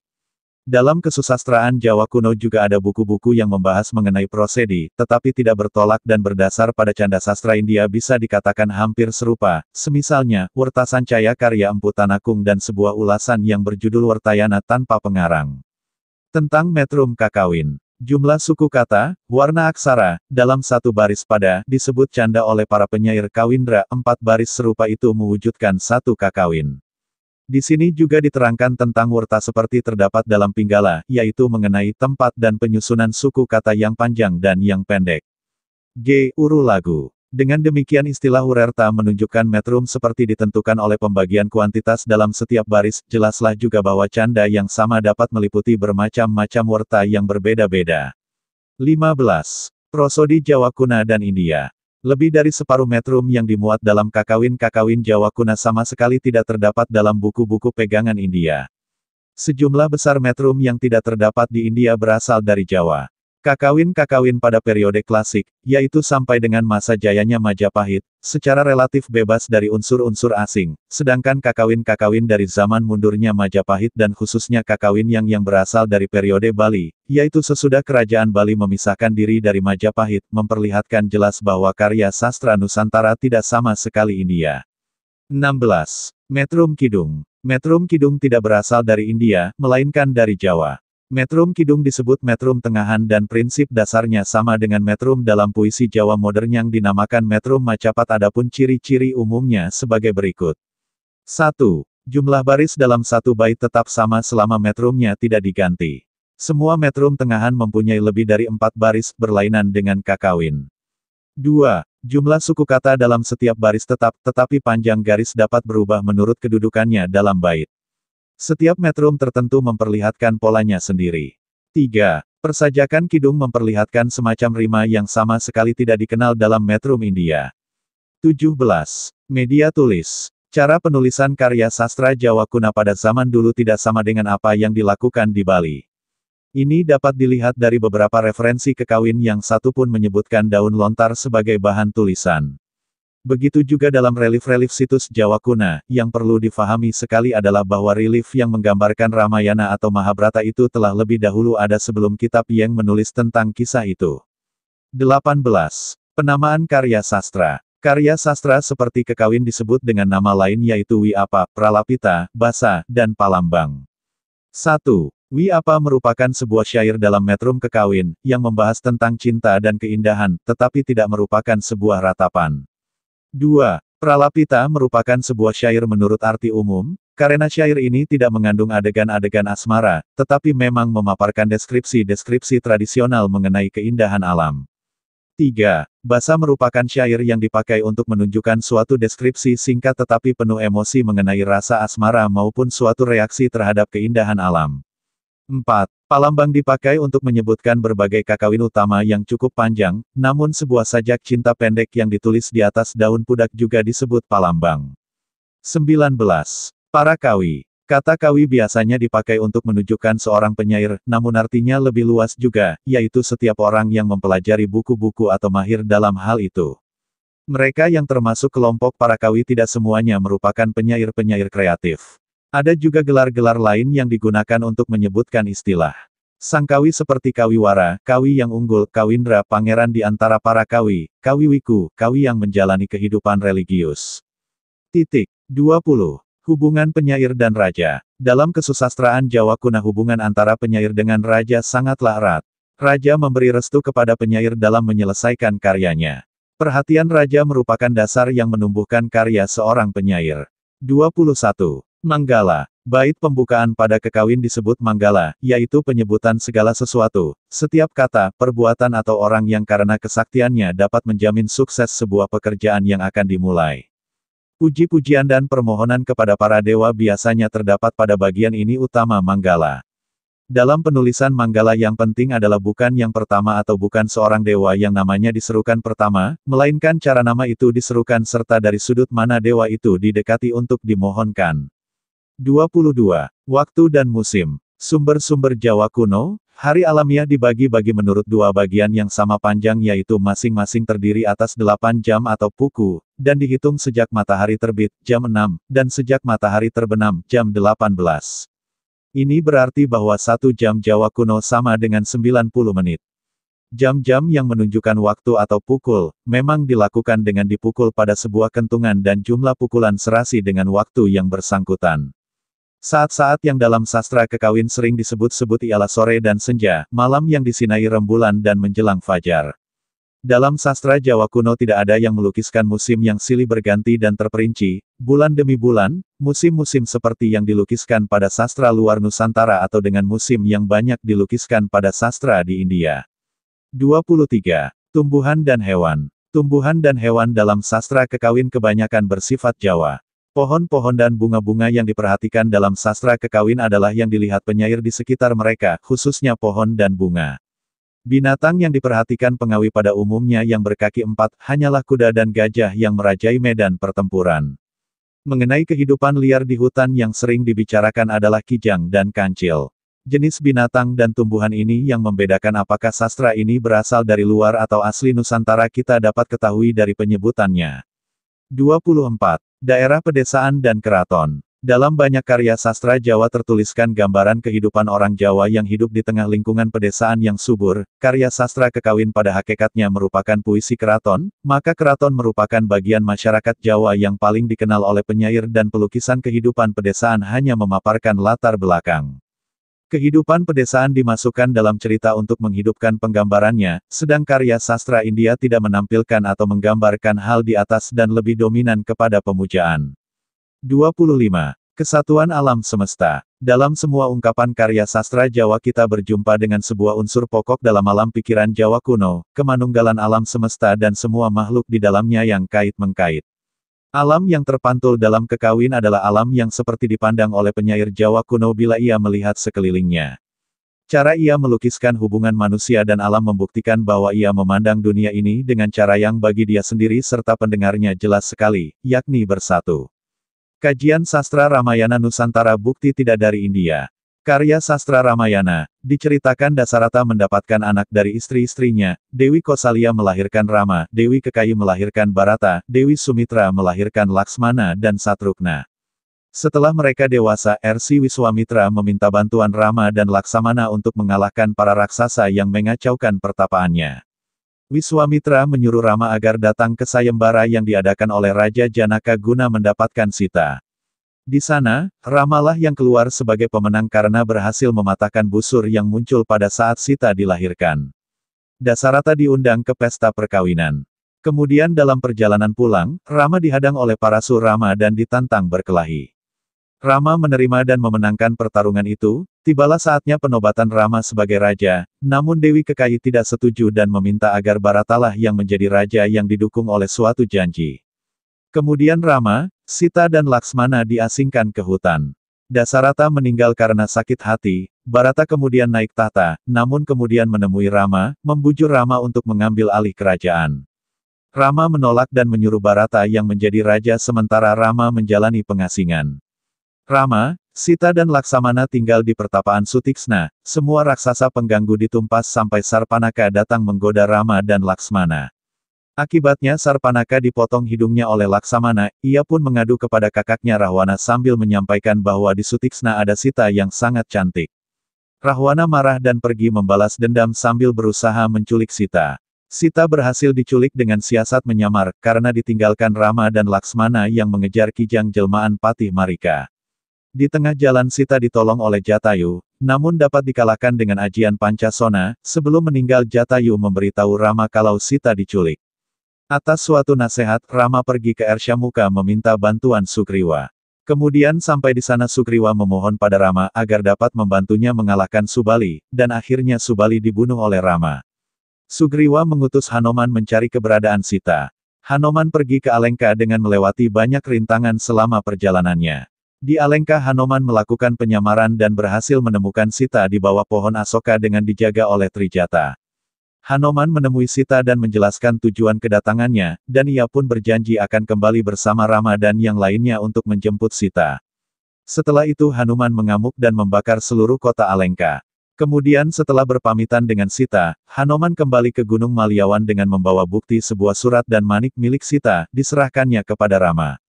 Rama memutuskan untuk menyerang Alengka. Rahwana pun demikian saking kuat keinginannya memiliki Sita, sampai nasihat dari Wibisana dan yang lainnya tidak diperdulikannya yang mengakibatkan Wibisana diusir dan berada di pihak Rama. Jembatan Situbondo berhasil dibangun oleh para kera dan tibalah Rama beserta rombongan di Alengka. Perang pun terjadi dengan sangat sengit, pasukan Rahwana mengalami kekalahan. Kumbakarna adik Rahwana berhasil dibunuh oleh Rama, dan menyusul kematian Rahwana oleh Rama. Perang pun usai. Negeri Alengka hancur. Rama, Laksmana dan Sita telah selesai menjalankan pengembaraannya dan kembali ke Ayodhya. Setibanya di Ayodhya, mereka disambut dengan meriah. Rama kembali menduduki tahta kerajaan. Buku sastra Ramayana Nusantara tidak dari India. Terdapat kesamaan antara kekawin Ramayana di Nusantara dengan epos Sanskerta karangan Walmiki India dan yang menjadi pertanyaan besar, mungkinkah penyair Jawa kuno menggunakan versi teks Walmiki? Melalui banyak penelusuran pertama kalinya pada tahun 1934 oleh H. Mansubusan Sarkar, kemudian oleh Manomohan Ghosh, dan disimpulkan bahwa naskah yang menjadi sumber bagi Yogiswara dalam menulis kekawin Ramayana ialah Bhat Kavya. Ia mengambil alih tema karangan India sampai segala seluk-beluknya dan sebanyak mungkin juga memakai sejumlah ungkapan yang sama, karena ditemukan kemiripan sebuah karya klasik Sanskerta karangan Bhati Kavya yaitu Ravanavada. Kesimpulan ini pun dibenarkan oleh C. Bulke dan C. Hoikas, khususnya C. Hoikas dengan membandingkan isi kekawin bait demi bait dengan isi kavya dari India. Apakah klaim itu benar versi orang India sendiri terhadap kakawin Ramayana yang menganggap kakawin kita meniru Walmiki India? Mari kita buktikan. Menurut cerita berdasar persepsi orang India dan Barat, kakawin ini dibuat oleh Yogiswara. Mungkin pendapat ini berdasarkan dari suatu bagian di akhir kakawin Ramayana itu sendiri yang berbunyi. Hati Guru Yoga, Yogiswara, dia yang unggul dalam keutamaan. Hal ini ditolak oleh Prof. Dr. R.M. Purbacaraka. Menurutnya, Yogiswara memang tercantum pada baris terakhir Ramayana versi Jawa ini, tetapi hal itu bukan merupakan identitas penulis, tetapi kalimat penutup yang berbunyi. Sang Yogiswara Cista, Sang Sujana Sudamena Hirahu Usma Ce Sira. Kalimat tersebut jika diterjemahkan demikian. Sang Yogi, pendeta, begawan, semakin bertambah pandai, para sujana cendekia, bijak semakin bersih hatinya setelah membaca cerita ini. Jadi jelas bahwa Yogswara bukan merupakan nama penulis Ramayana Jawa ini, syair dalam bentuk kakawin ini adalah salah satu dari banyak versi mengenai kisah Sang Rama dan Sita. Zoetmulder memberikan catatan mengenai pendapat yang mengatakan bahwa relief-relief yang ada di situs Prambanan berasal dari kakawin Ramayana. Namun akhirnya ia menarik kesimpulan bahwa kakawin Ramayana belum ada lama saat ketika situs-situs bergambar relief ada. Artinya, relief yang ada pada situs-situs bangunan suci telah lebih dahulu ada daripada kakawin yang bercerita Ramayana. Prof. Dr. Porbadjaraka, seorang ahli sejarah dan kebudayaan Jawa, setelah membaca kitab kakawin Ramayana Jawa Kuna, memberi komentar. Ini merupakan peninggalan leluhur Jawa, yang sungguh adiluhung, cukup untuk bekal hidup kebatinan. Dalam cakupan luas, pengaruh Ramayana terhadap filsafat hidup Jawa dapat diketahui dari sastra Jendra, sastra Ceta dan Astabrata. Waktu penulisan dan pengarang kakawin Ramayana.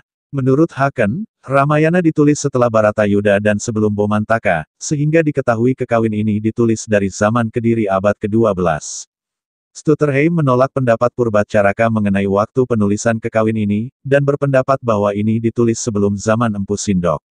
Menurut Hoikas, kakawin ini diakui sebagai kakawin pertama dan teladan, bagi serangkaian karya serupa dalam sastra Jawa Bali, yang lebih dalam mengulas kisahnya lebih mempertahankan sifat Indianya.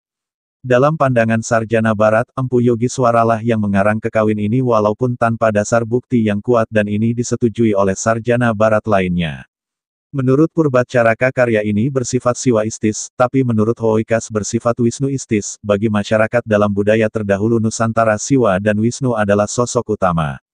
Porbadjaraka tentunya lebih memahami karena beliau lahir dan tumbuh di Nusantara, disinilah terlihat perbedaan cara memandang Barat yang selalu Nusantara, pandangan yang miring tentang bangsa kita di mata menganggap sastra Nusantara tidak berasal dan tumbuh dari tanah dan budaya Barat yang salah satunya dari mereka adalah negeri penjajah.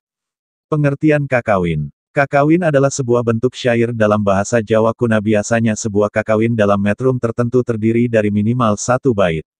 Setiap bait kakawin memiliki 4 lirik dengan jumlah suku kata yang sama, dan biasanya terdiri dari guru dan lagu. Guru adalah sebuah istilah yang artinya suara berat atau suara tinggi, sedangkan lagu adalah suara ringan atau suara pendek. Di dalam metrum kakawin sebuah suku kata yang mengandung vokal panjang a, i, u, e, o, ai, dan au, disebut sebagai suku kata panjang atau guru. Sedangkan suku kata yang mengandung suku kata pendek disebut lagu. Kakawin adalah syair yang dinyanyikan pada saat mengiringi upacara agama baik upacara dewa yatnya, pitra yatnya dan manusa yatnya. Selain itu kakawin juga biasa dinyanyikan pada saat pementasan seni yang dilombakan. Pengertian kakawin secara morfologis dan secara etimologis. Kakawin Jawa Kuna ternyata banyak memiliki kesamaan dengan kafya, puisi kesusastraan India dalam bahasa Sanskerta. Kakawin dapat diartikan sebagai puisi Jawa Kuna yang menggunakan metrum birama kafya, puisi kesusastraan India. Indeleding Ted Studia Vanou Javabs, 1928. Ini tidak berarti bahwa dengan kemiripan kakawin Nusantara berasal atau bersumber dari India, penulis mengklaim bahwa sumber sastra Nusantara yang mengilhami sastra yang ada di India dengan dasar kemiripan sastra tersebut, sastra Nusantara sudah menyebar ke tanah India pada masa jauh sebelum ajaran Hindu ada di India.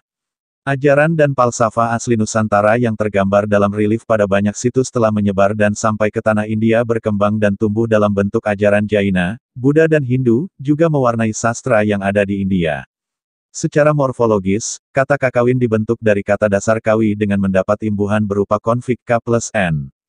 Kata dasar kawi. Secara leksikal berarti pengarang atau penyair, Woyowasita, 1973-66, konflik K plus N, dalam sistem morfologis Jawa Kuna berarti menyatakan halnya menjadi seperti yang disebut kata dasarnya atau juga mendukung arti aturan, status seperti disebut kata dasarnya, jadi kata kakawin berarti halnya menjadi kawi atau penyair. Secara etimologis, kata kawi berarti pandai, pintar dan pencipta. Kakawin adalah puisi Jawa Kuna. Arti kakawin berasal dari kata ka sama dengan kawi sama dengan n yang mempunyai arti penyair. Kakawin sendiri dapat diartikan sebagai syair. Kitab yang membeberkan tentang kakawin dikenal dengan sebutan Ureta Sancaya.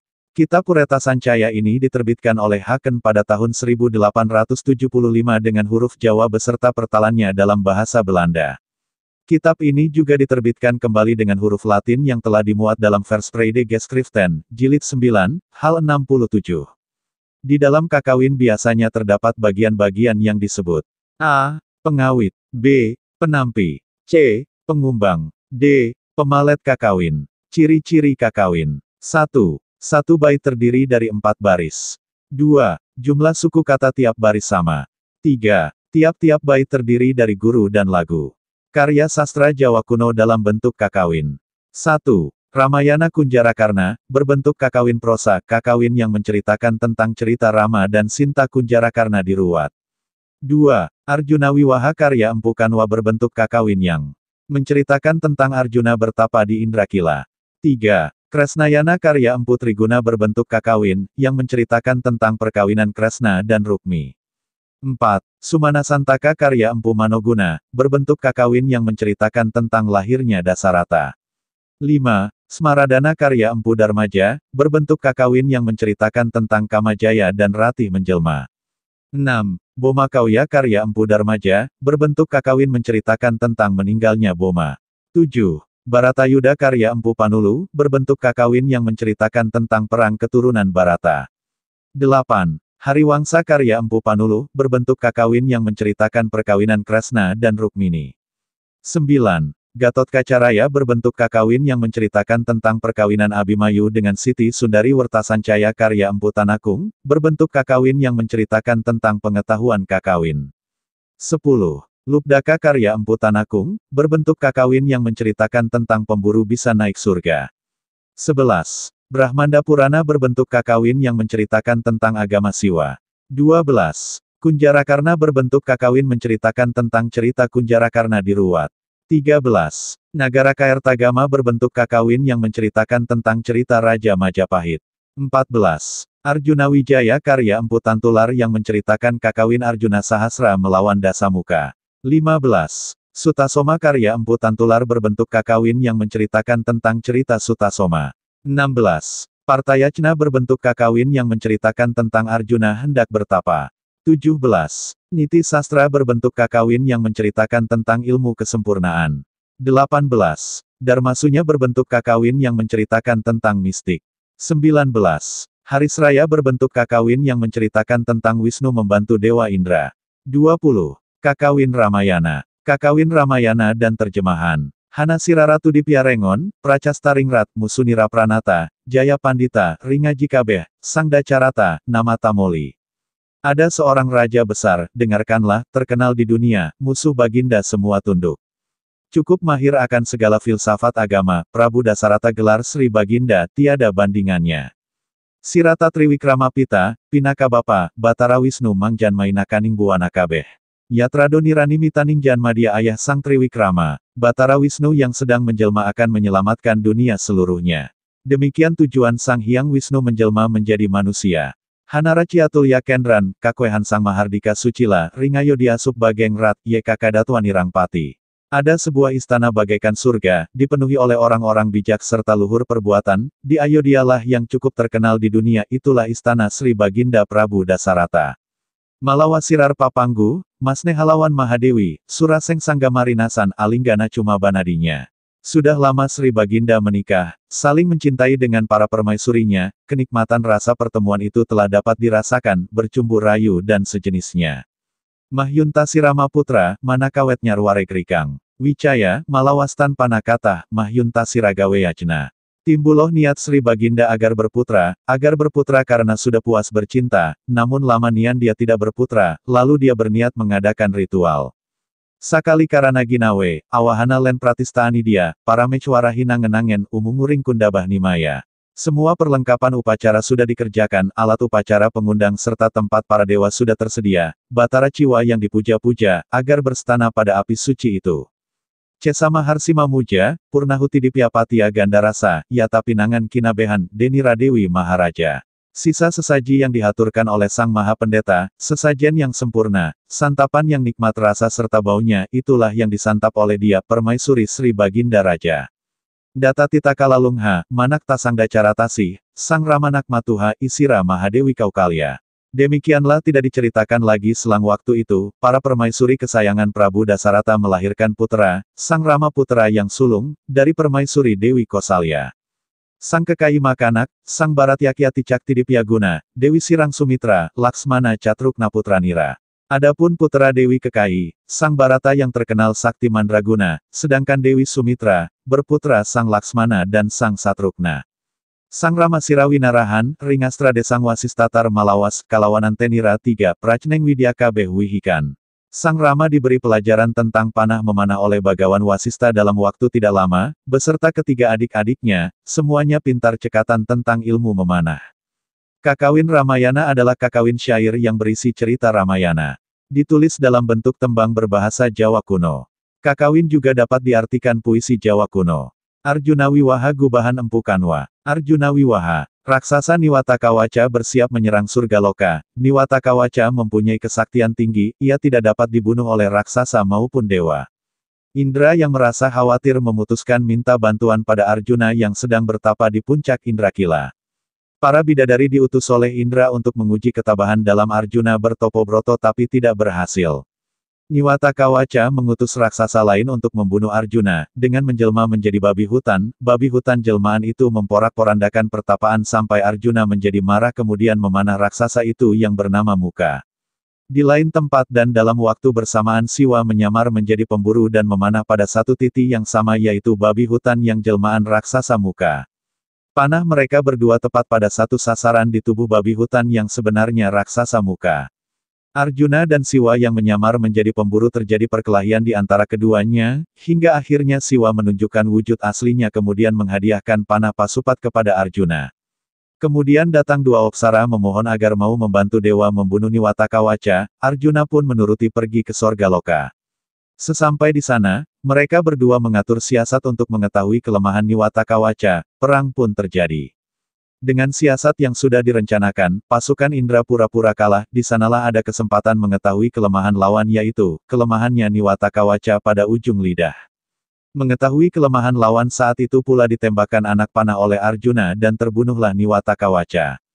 Raksasa lainnya pun takut setelah melihat Niwatakawaca tewas, mereka semua lari menyelamatkan diri dan di antaranya ada yang terbunuh. Arjuna memenangkan pertempuran itu dianugerahi tinggal di sorga selama 7 hari sorga, atau setara dengan 7 bulan waktu di dunia, dan kemudian menikah dengan ketujuh bidadari. Setelah itu Arjuna kembali ke saudara-saudaranya setelah hidup di sorga loka. Tentang Arjuna Wiwaha dan Empu Kanwa.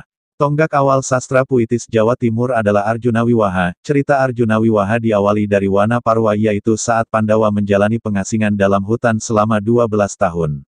Untuk Erlangga, Empu Kanwa menggubah Arjuna Wiwaha, pada saat Empu Kanwa sedang bersiap-siap mengikuti ekspedisi militer, di bawah perlindungan Raja Erlangga, Empu Kanwa pada saat ini adalah yang pertama dalam menyusun dan menggubah sebuah kekawin. Penamaan kakawin ini oleh Empu Kanwa diambil pada saat Arjuna hidup di sorga loka dan menikah dengan para bidadari.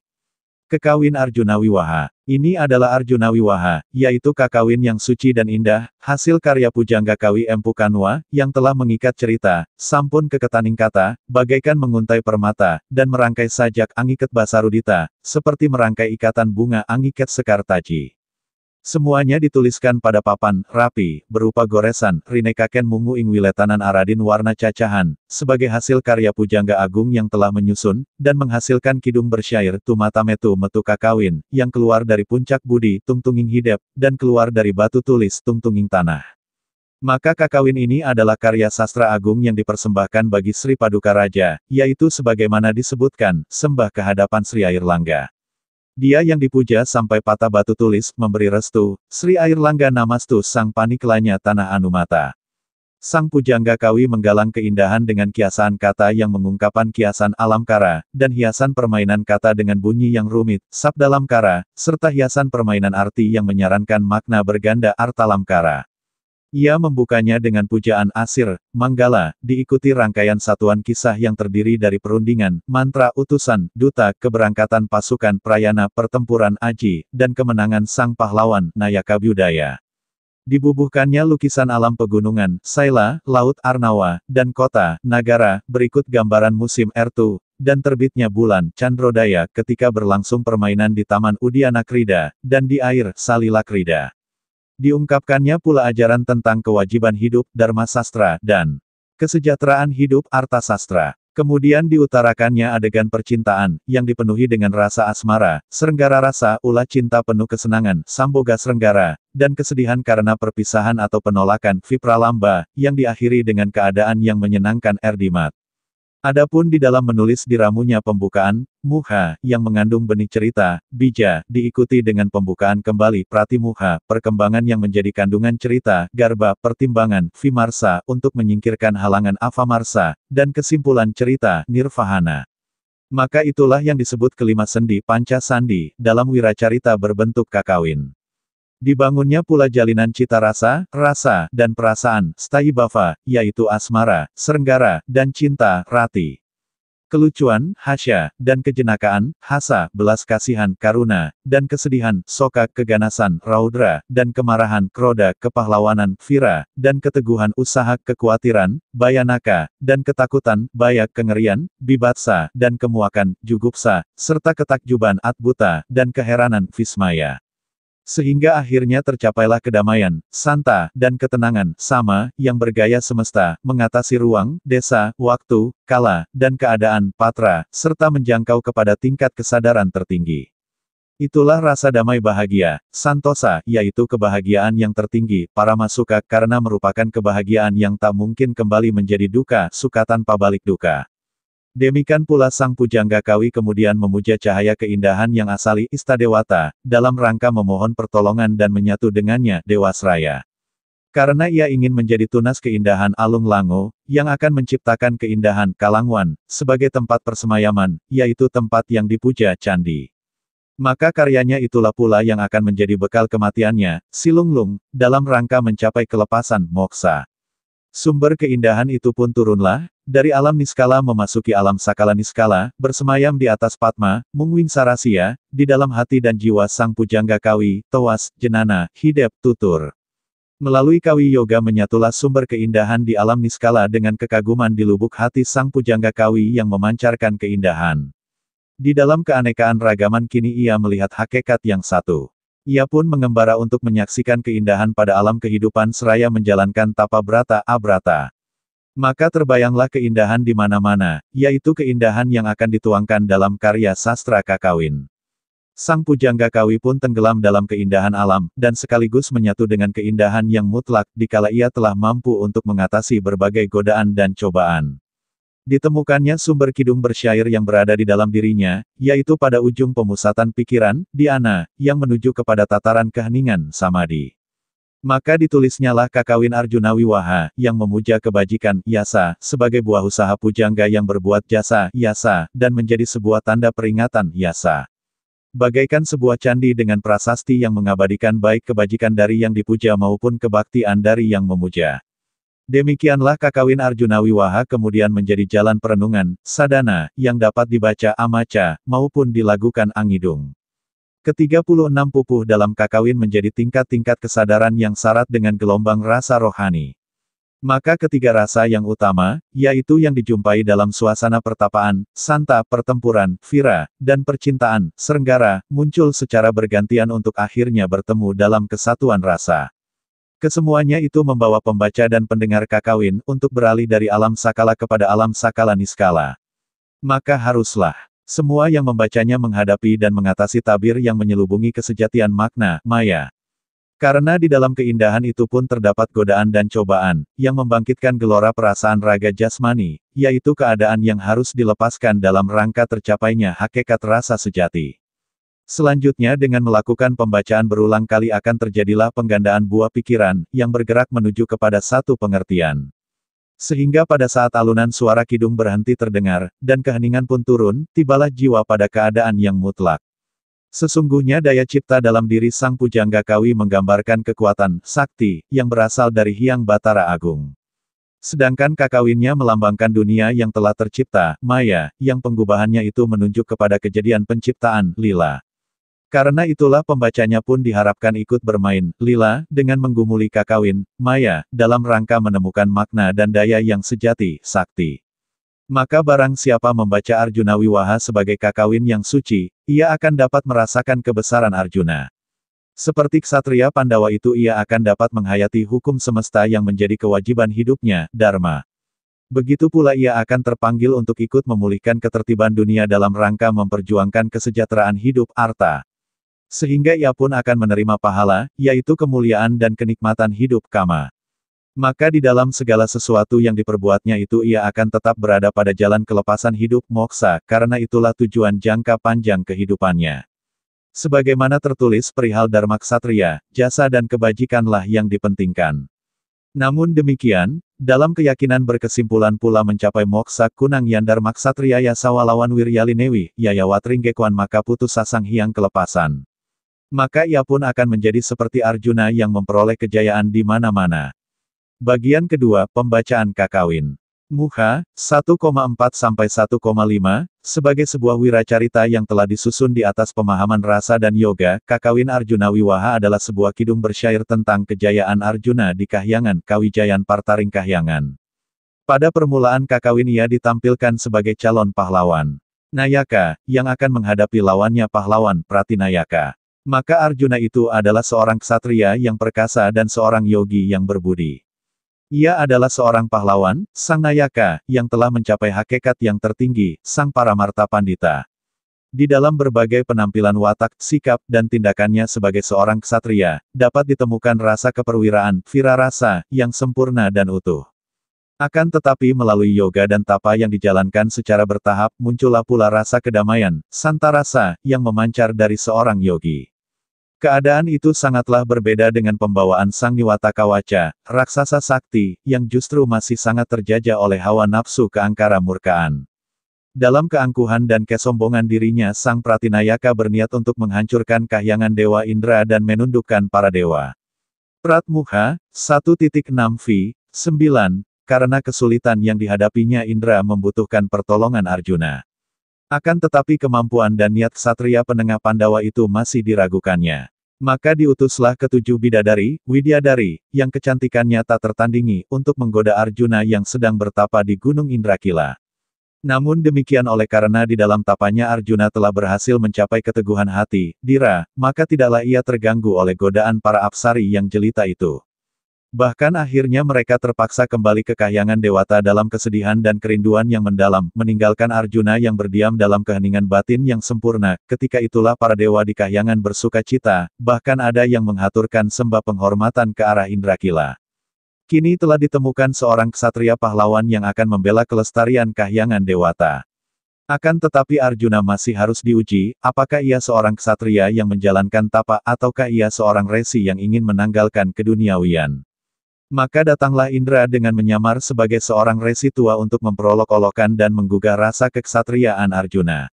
Menghadapi ujian Indra nampaklah keteguhan dan ketetapan hatinya untuk memegang Dharma Ksatria, yang mementingkan jasa dan kebajikan, yasa lawan wirya. Karena kebaktian dan cinta kasihnya, bakti lawan asih, kepada Kakanda Sang Dharmaputra, Yudhistira Sri Dharmaatmaja, Arjuna pun bertapa dengan tekun.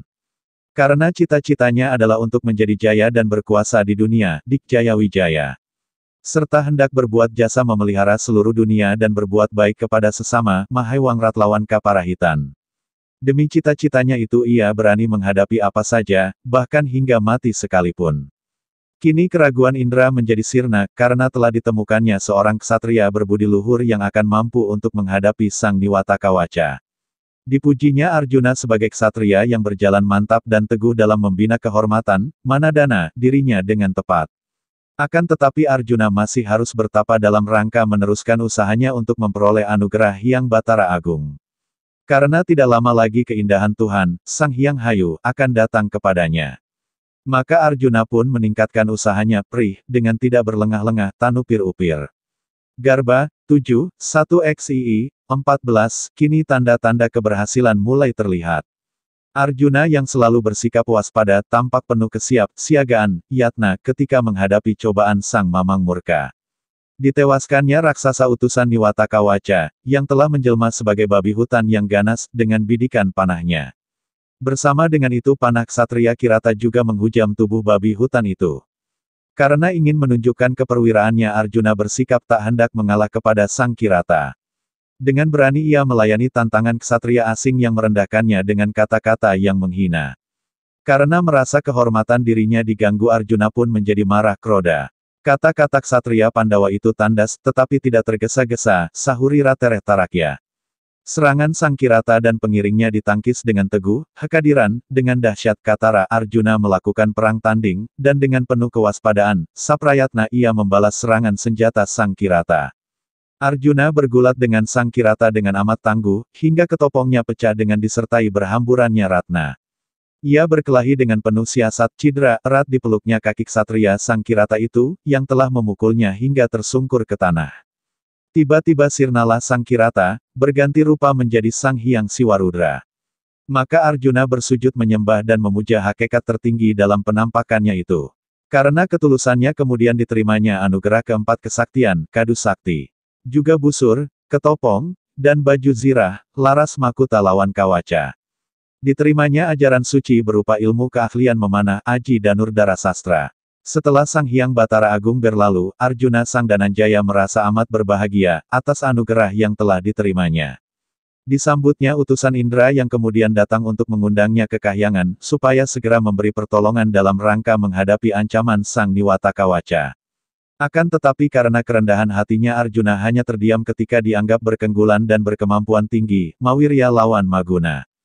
Vimarsa, 13:1-21, 7. Sesungguhnya Indra memandang Arjuna sebagai penolong orang yang tak berpelindung, kesatria, yang jaya di mana-mana, Sarananingan Tadik Jaya. Maka dalam persidangan para dewa ditetapkanlah tugas bagi Arjuna dan Supraba. Dalam rangka itulah Arjuna menerima latihan dari Sang Wrehaspati untuk menambah kemahirannya dalam mengambil kebijakan yang cermat dan melakukan daya upaya yang tepat. Kemudian berangkatlah Arjuna didampingi Supraba sebagai penasihat dan pelindungnya menuju ke negeri Ima Imantaka. Di sanalah Supraba berpura-pura menyerahkan diri kepada Sang Niwata Kawaca, dengan alasan ingin menghindari nasib buruk bila mana Kahyangan ditundukkan kelak. Dengan tipu muslihat upaya yang telah dirancangnya bersama Arjuna, penuh kelemah lembutan yang manja Supraba melancarkan bujuk rayunya terhadap raksasa sakti yang sedang kegirangan itu. Sehingga akhirnya diketahuilah rahasia kesaktian dan jalan kematiannya, yaitu yang berada pada bagian dalam mulutnya. Ketika itulah Arjuna menghancurkan gapura kota dan membuat keonaran di Ima Imantaka. Sungguh Sang Niwata Kawaca terkecoh, kasalip, karena Supraba lalu melarikan diri bersama Arjuna di tengah kekacauan yang sedang berlangsung. Dalam kemarahan yang menggelora Sang Niwata Kawaca segera menyiapkan pasukannya dan berangkat untuk menyerbu Kahyangan Indra. Menyadari hal itu dalam persidangan para dewa, Indra pun memutuskan untuk melawan serangan bala tentara Ima Imantaka. N. Arvahana, 23, 1xxxvi, 2. Indra berangkat bersama pasukan para dewa dan bertempur melawan bala raksasa di lereng Gunung Semeru. Ketika barisan para dewa dikalahkan oleh golongan raksasa, Arjuna datang menyerang sebagai penopang belakang, tulak balakang, bagi mereka yang mundur minta dikasihani. Pada puncak pertempuran itu Arjuna memasang rahasia siasat, rahasia Ning Upaya, yaitu kutub balik yang mengakhiri kesaktian Prabu Niwata Kawaca. Arjuna sengaja ikut lari dengan berpura-pura kebingungan, hingga membuat Raja Raksasa yang sakti itu tertawa terbahak-bahak oleh karena kesenangan. Ketika dibidik dengan tomaranya Arjuna sengaja menjepitnya dan berpura-pura terjatuh di keretanya. Niwata Kawaca datang berteriak menantang perang sambil tertawa kegirangan. Saat itulah ia terkecoh, terjerat tipu muslihat kasalip kabancana karena tampaklah lidah pada mulut yang terbuka lebar. Maka binasalah Raja Raksasa yang sakti itu terkena bidikan panah manusia yang sakti pula. Arjuna dan para dewa pun kembali ke Kahyangan untuk merayakan kemenangan mereka. Akan tetapi ketika para dewa sedang sibuk mempercakapkan tentang perang yang telah mereka menangkan, Arjuna yang unggul jasanya. Sang Agunakaya, tidak banyak berbicara Tan Jewah, dan tidak pula menunjukkan sikap kegirangan Tan Wijah. Kemudian daripada itu Arjuna pun menerima pahala kemuliaannya, yaitu ketika ia menjalani upacara penobatannya, Abhiseka, sebagai raja di Kahyangan Indraloka, dan melaksanakan pernikahannya, Wiwaha, dengan ketujuh bidadari, Widyadari, yang utama. Arjuna, yang telah menang perang Amenang Ingrananggana, dan dahulu telah mengatasi godaan para apsari jelita, kini mengalah untuk melayani mereka karena ingin membahagiakan sesamanya, Pararta. Maka setelah berada di Kahyangan Dewata selama 7 purnama, yaitu sesuai dengan batasan waktu yang telah ditetapkan baginya, kembalilah Arjuna ke alam Marcapada untuk berkumpul dengan saudara-saudaranya. Kemudian daripada itu Arjuna pun mengalami kemenangan di mana-mana, di Kwijaya. Bagian ketiga. Pemahaman Kakawin, adapun tujuan penulisan Kakawin Arjuna Wiwaha itu adalah dalam rangka menghadapi karya perang Angharep Samarakarya, yaitu persiapan perang Sri Airlangga yang sedang berusaha mempersatukan Nusantara Jawa Dwipa, tahun 1028 sampai tahun 1035. Karena itu bukanlah dewata pilihan Istadewata, yang dipuja di dalam karya agung ini, melainkan Ksatria Arjuna sebagai gambaran Sang Prabu sendiri.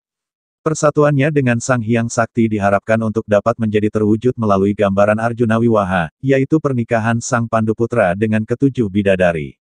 Supaya diperolehnya kemenangan sebagaimana dilukiskan dalam kejayaan Arjuna di Kahyangan, Kawijayan Sang Partaring Kahyangan. Maka dengan kakawin yang ditulisnya itulah Sang Pujangga Kawi mengiringkan Sang Raja, mengiringi haji, yaitu mengiringkannya dengan ilmu dan mantra, mengiringi ngaji, agar berjayalah ia di dalam perjuangannya yang luhur itu. Adapun Arjuna itu adalah seorang ksatria pahlawan, sang nayaka, dan seorang yogi yang tahu akan hakikat tertinggi, sang Paramarta Pandita, karena ia telah menghayati kesuwungan, sunyata. Sebagai seorang ksatria ia mengusahakan sempurnanya jasa dan kebajikan, yasalawan wirya, dan mengusahakan kebahagiaan seluruh dunia, sukaningrat, dalam keunggulan dan kepahlawanannya.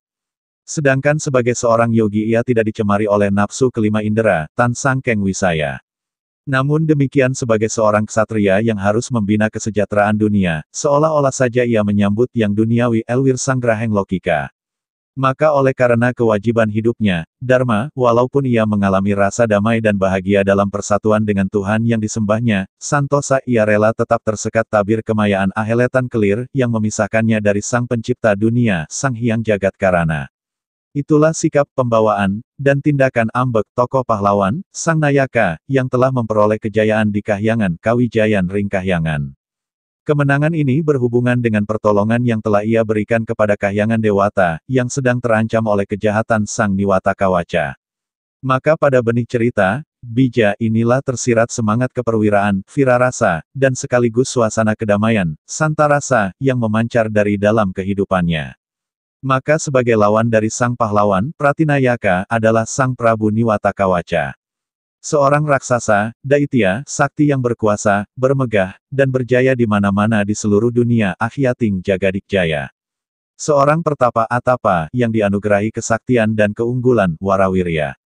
Berkat yoga dan tapanya ia pun mencapai maksudnya, Kaerta Kertia, yaitu tidak akan mati di tangan dewa, yaksa, asura, dan denawa. Karena pembatasnya hanyalah seorang manusia sakti, manusa sakti. Maka dari Sang Hyang Siwarudra sendirilah Sang Niwata Kawaca telah memperoleh anugerah berupa kekuasaan atas ketiga dunia, Buswargadi, Jagat Raya. Karena memuja Batara Birawa ia pun mendapat kesaktian batin, Sidi, kebal tak dapat dicincang, Acedia, tak apat dibunuh, Amarana, dan memiliki 8 kemampuan astaguna. Akan tetapi itu semua merupakan kesia-siaan, wiyarta, karena ia terbelenggu oleh nafsu, raga, yang membawa kehancuran, hala. Maka seperti utusannya, Sang Mamang Murka, yang menjelma menjadi babi hutan, wok, uraha, demikian pula Sang Niwata Kawaca adalah makhluk pasu, yang terikat pasa oleh kesemuan dunia, maya. Dalam keangkaraannya ia ingin menghancurkan Kahyangan, Swargaloka, menundukkan Batara Indra, Dewa Raya, dan merebut Supraba, Sri Sakti. Maka kegagalannya untuk memperoleh Supraba itu diakibatkan oleh keangkaraan nafsu, rajah, dan kegelapan batin, tamas, yang menyelimuti jiwanya. Karena gelora asmara yang membara ia tidak tahan terhadap bujuk rayu Supraba, sehingga terpancinglah keluar kahuan, rahasia kesaktiannya, yaitu kelemahan yang terdapat di ujung lidahnya, Jihwagra. Karena tidak waspada, yatna, terhadap manusia sakti, sehingga terkecoh dan tertipu, kasalip kabancana oleh muslihat upaya Arjuna. Maka Sang Niwata Kawaca, yang telah memojokkan Indra dalam kesulitan bahaya, Durniti lawan Baya, akhirnya mengalami kehancuran. Kepada manusia sakti, yang akan dapat mengalahkan Sang Niwata Kawaca, Indra pun berpaling. Ingin menjadikannya sekutu, teman, dan pembantu, sahaya, dalam rangka menghadapi musuh, satru. Dialah Arjuna, seorang yogi yang bertapa atapa, dan ksatria yang bercita-cita untuk menang dalam perang Asadya Jaya Ringrana. Akan tetapi hanyalah tapa seorang Raja Yogi, Yogi Swara, yang dapat memberikan karunia, wara, dan anugerah Kaertanugraha. Bila mana tapanya masih dipengaruhi oleh keinginan rendah, raja, dan kebutaan akal tamas, kesaktian yang diperolehnya hanya akan menjadi sumber kehancuran bagi dirinya dan penderitaan bagi orang lain.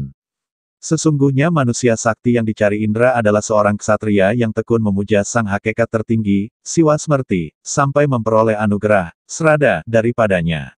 Seorang ksatria yang batinnya terbebas dari jaringan nafsu kelima indera, Nirwisaya, sehingga berada dalam keadaan hening jernih alilang, bebas lepas hua-hua, dan bahagia baka, sukatyatmika. Maka Arjuna itulah manusia sakti, manusa sakti, wang sakti, yang diminta bantuannya oleh Indra untuk membela kahyangan dewata dari ancaman bahaya. Karena sesungguhnya Arjuna telah mencapai keheningan batin yang sempurna, Anasraya Samadhi, hingga mengalami keterlelapan diri, lina, yaitu memasuki suasana terlenyap dan terserap ke dalam kekosongan, sunyata, yang kenikmatannya tak terlukiskan. Ketika itulah ia mengenakan keadaan yang bertubuh halus engsuk marira, berwujud baka apinda niskala, dan berhakikat baka asari niskala. Ia mengalami pencerahan rohani, jenanawi sesa, yang memberi kebahagiaan jauh melebihi kenikmatan bersenggama, sukaning samagama. Sesungguhnya itulah kebahagiaan tertinggi yang mustahil untuk dibayangkan, para masuka luput linaksana.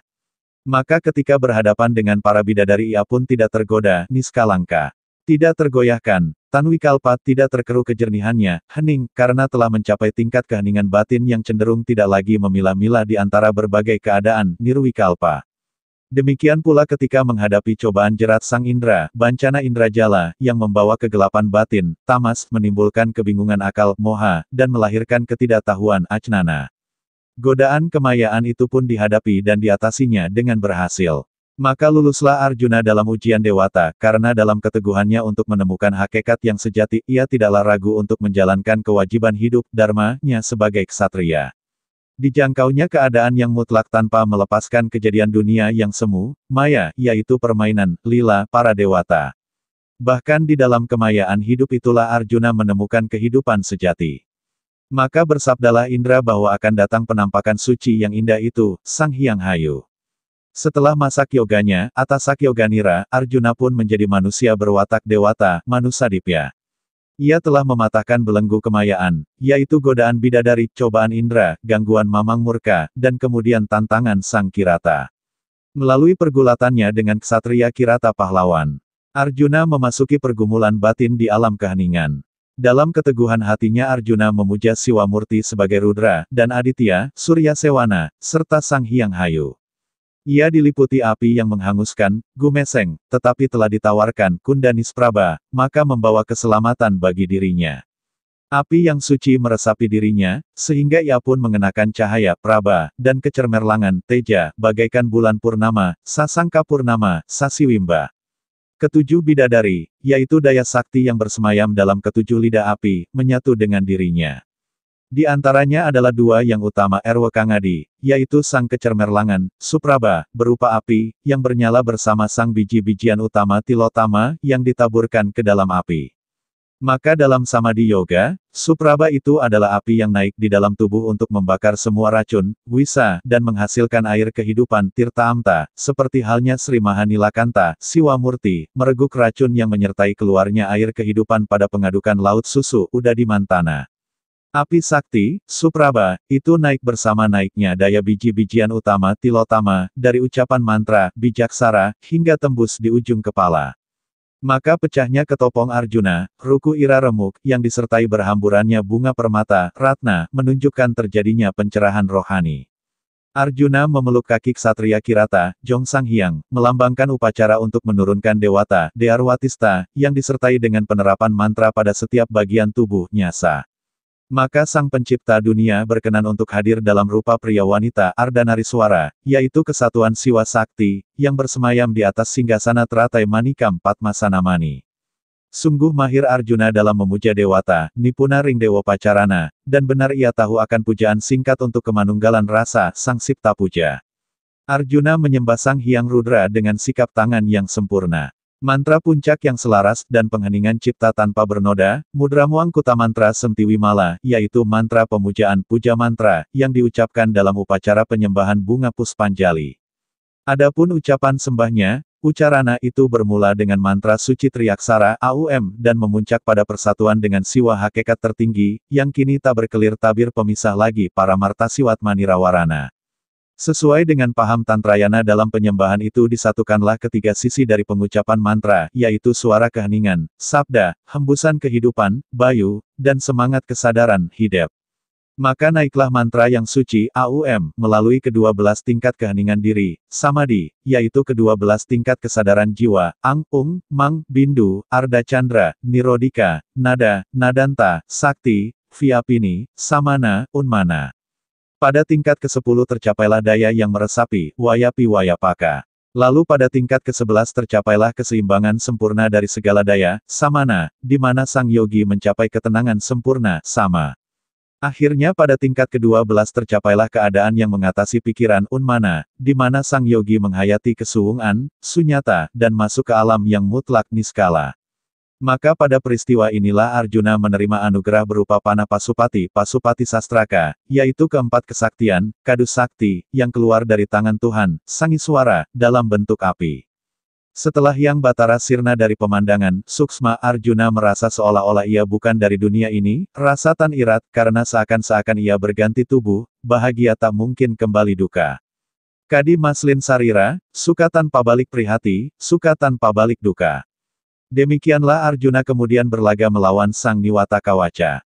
Dalam suatu pertempuran kesaktian di mana kekuatan kebajikan, Dharma, berperang melawan kekuatan kejahatan, Adharma. Arjuna berjuang untuk mengatasi kesaktian dan kekuatan gaib, Siddhi.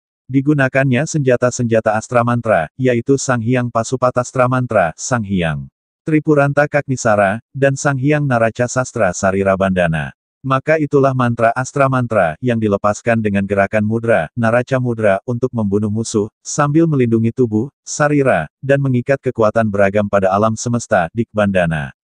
Arjuna berhasil membunuh Sang Niwata Kawaca, setelah memasang rahasia siasat, Rahasyaningupaya, dan mengenakan ilmu gaib perihal kutub balik, Suksmacnananingan Tasapa. Maka karena terjerat dan terkecoh oleh tipu muslihat Kasalip Kabancana, Prabu Niwata Kawaca akhirnya mati, pejah oleh panah api Agnisara. Dengan turunnya kutuk akhir, yaitu kutukan balik Antasapa Pralina, melalui Arjuna, Batara Siwa bertindak untuk mengakhiri anugerah, Wekasingkang Anugraha, berupa kesaktian yang telah diberi kepada Sang Niwata Kawaca, dan menyerapnya kembali ke dalam dirinya.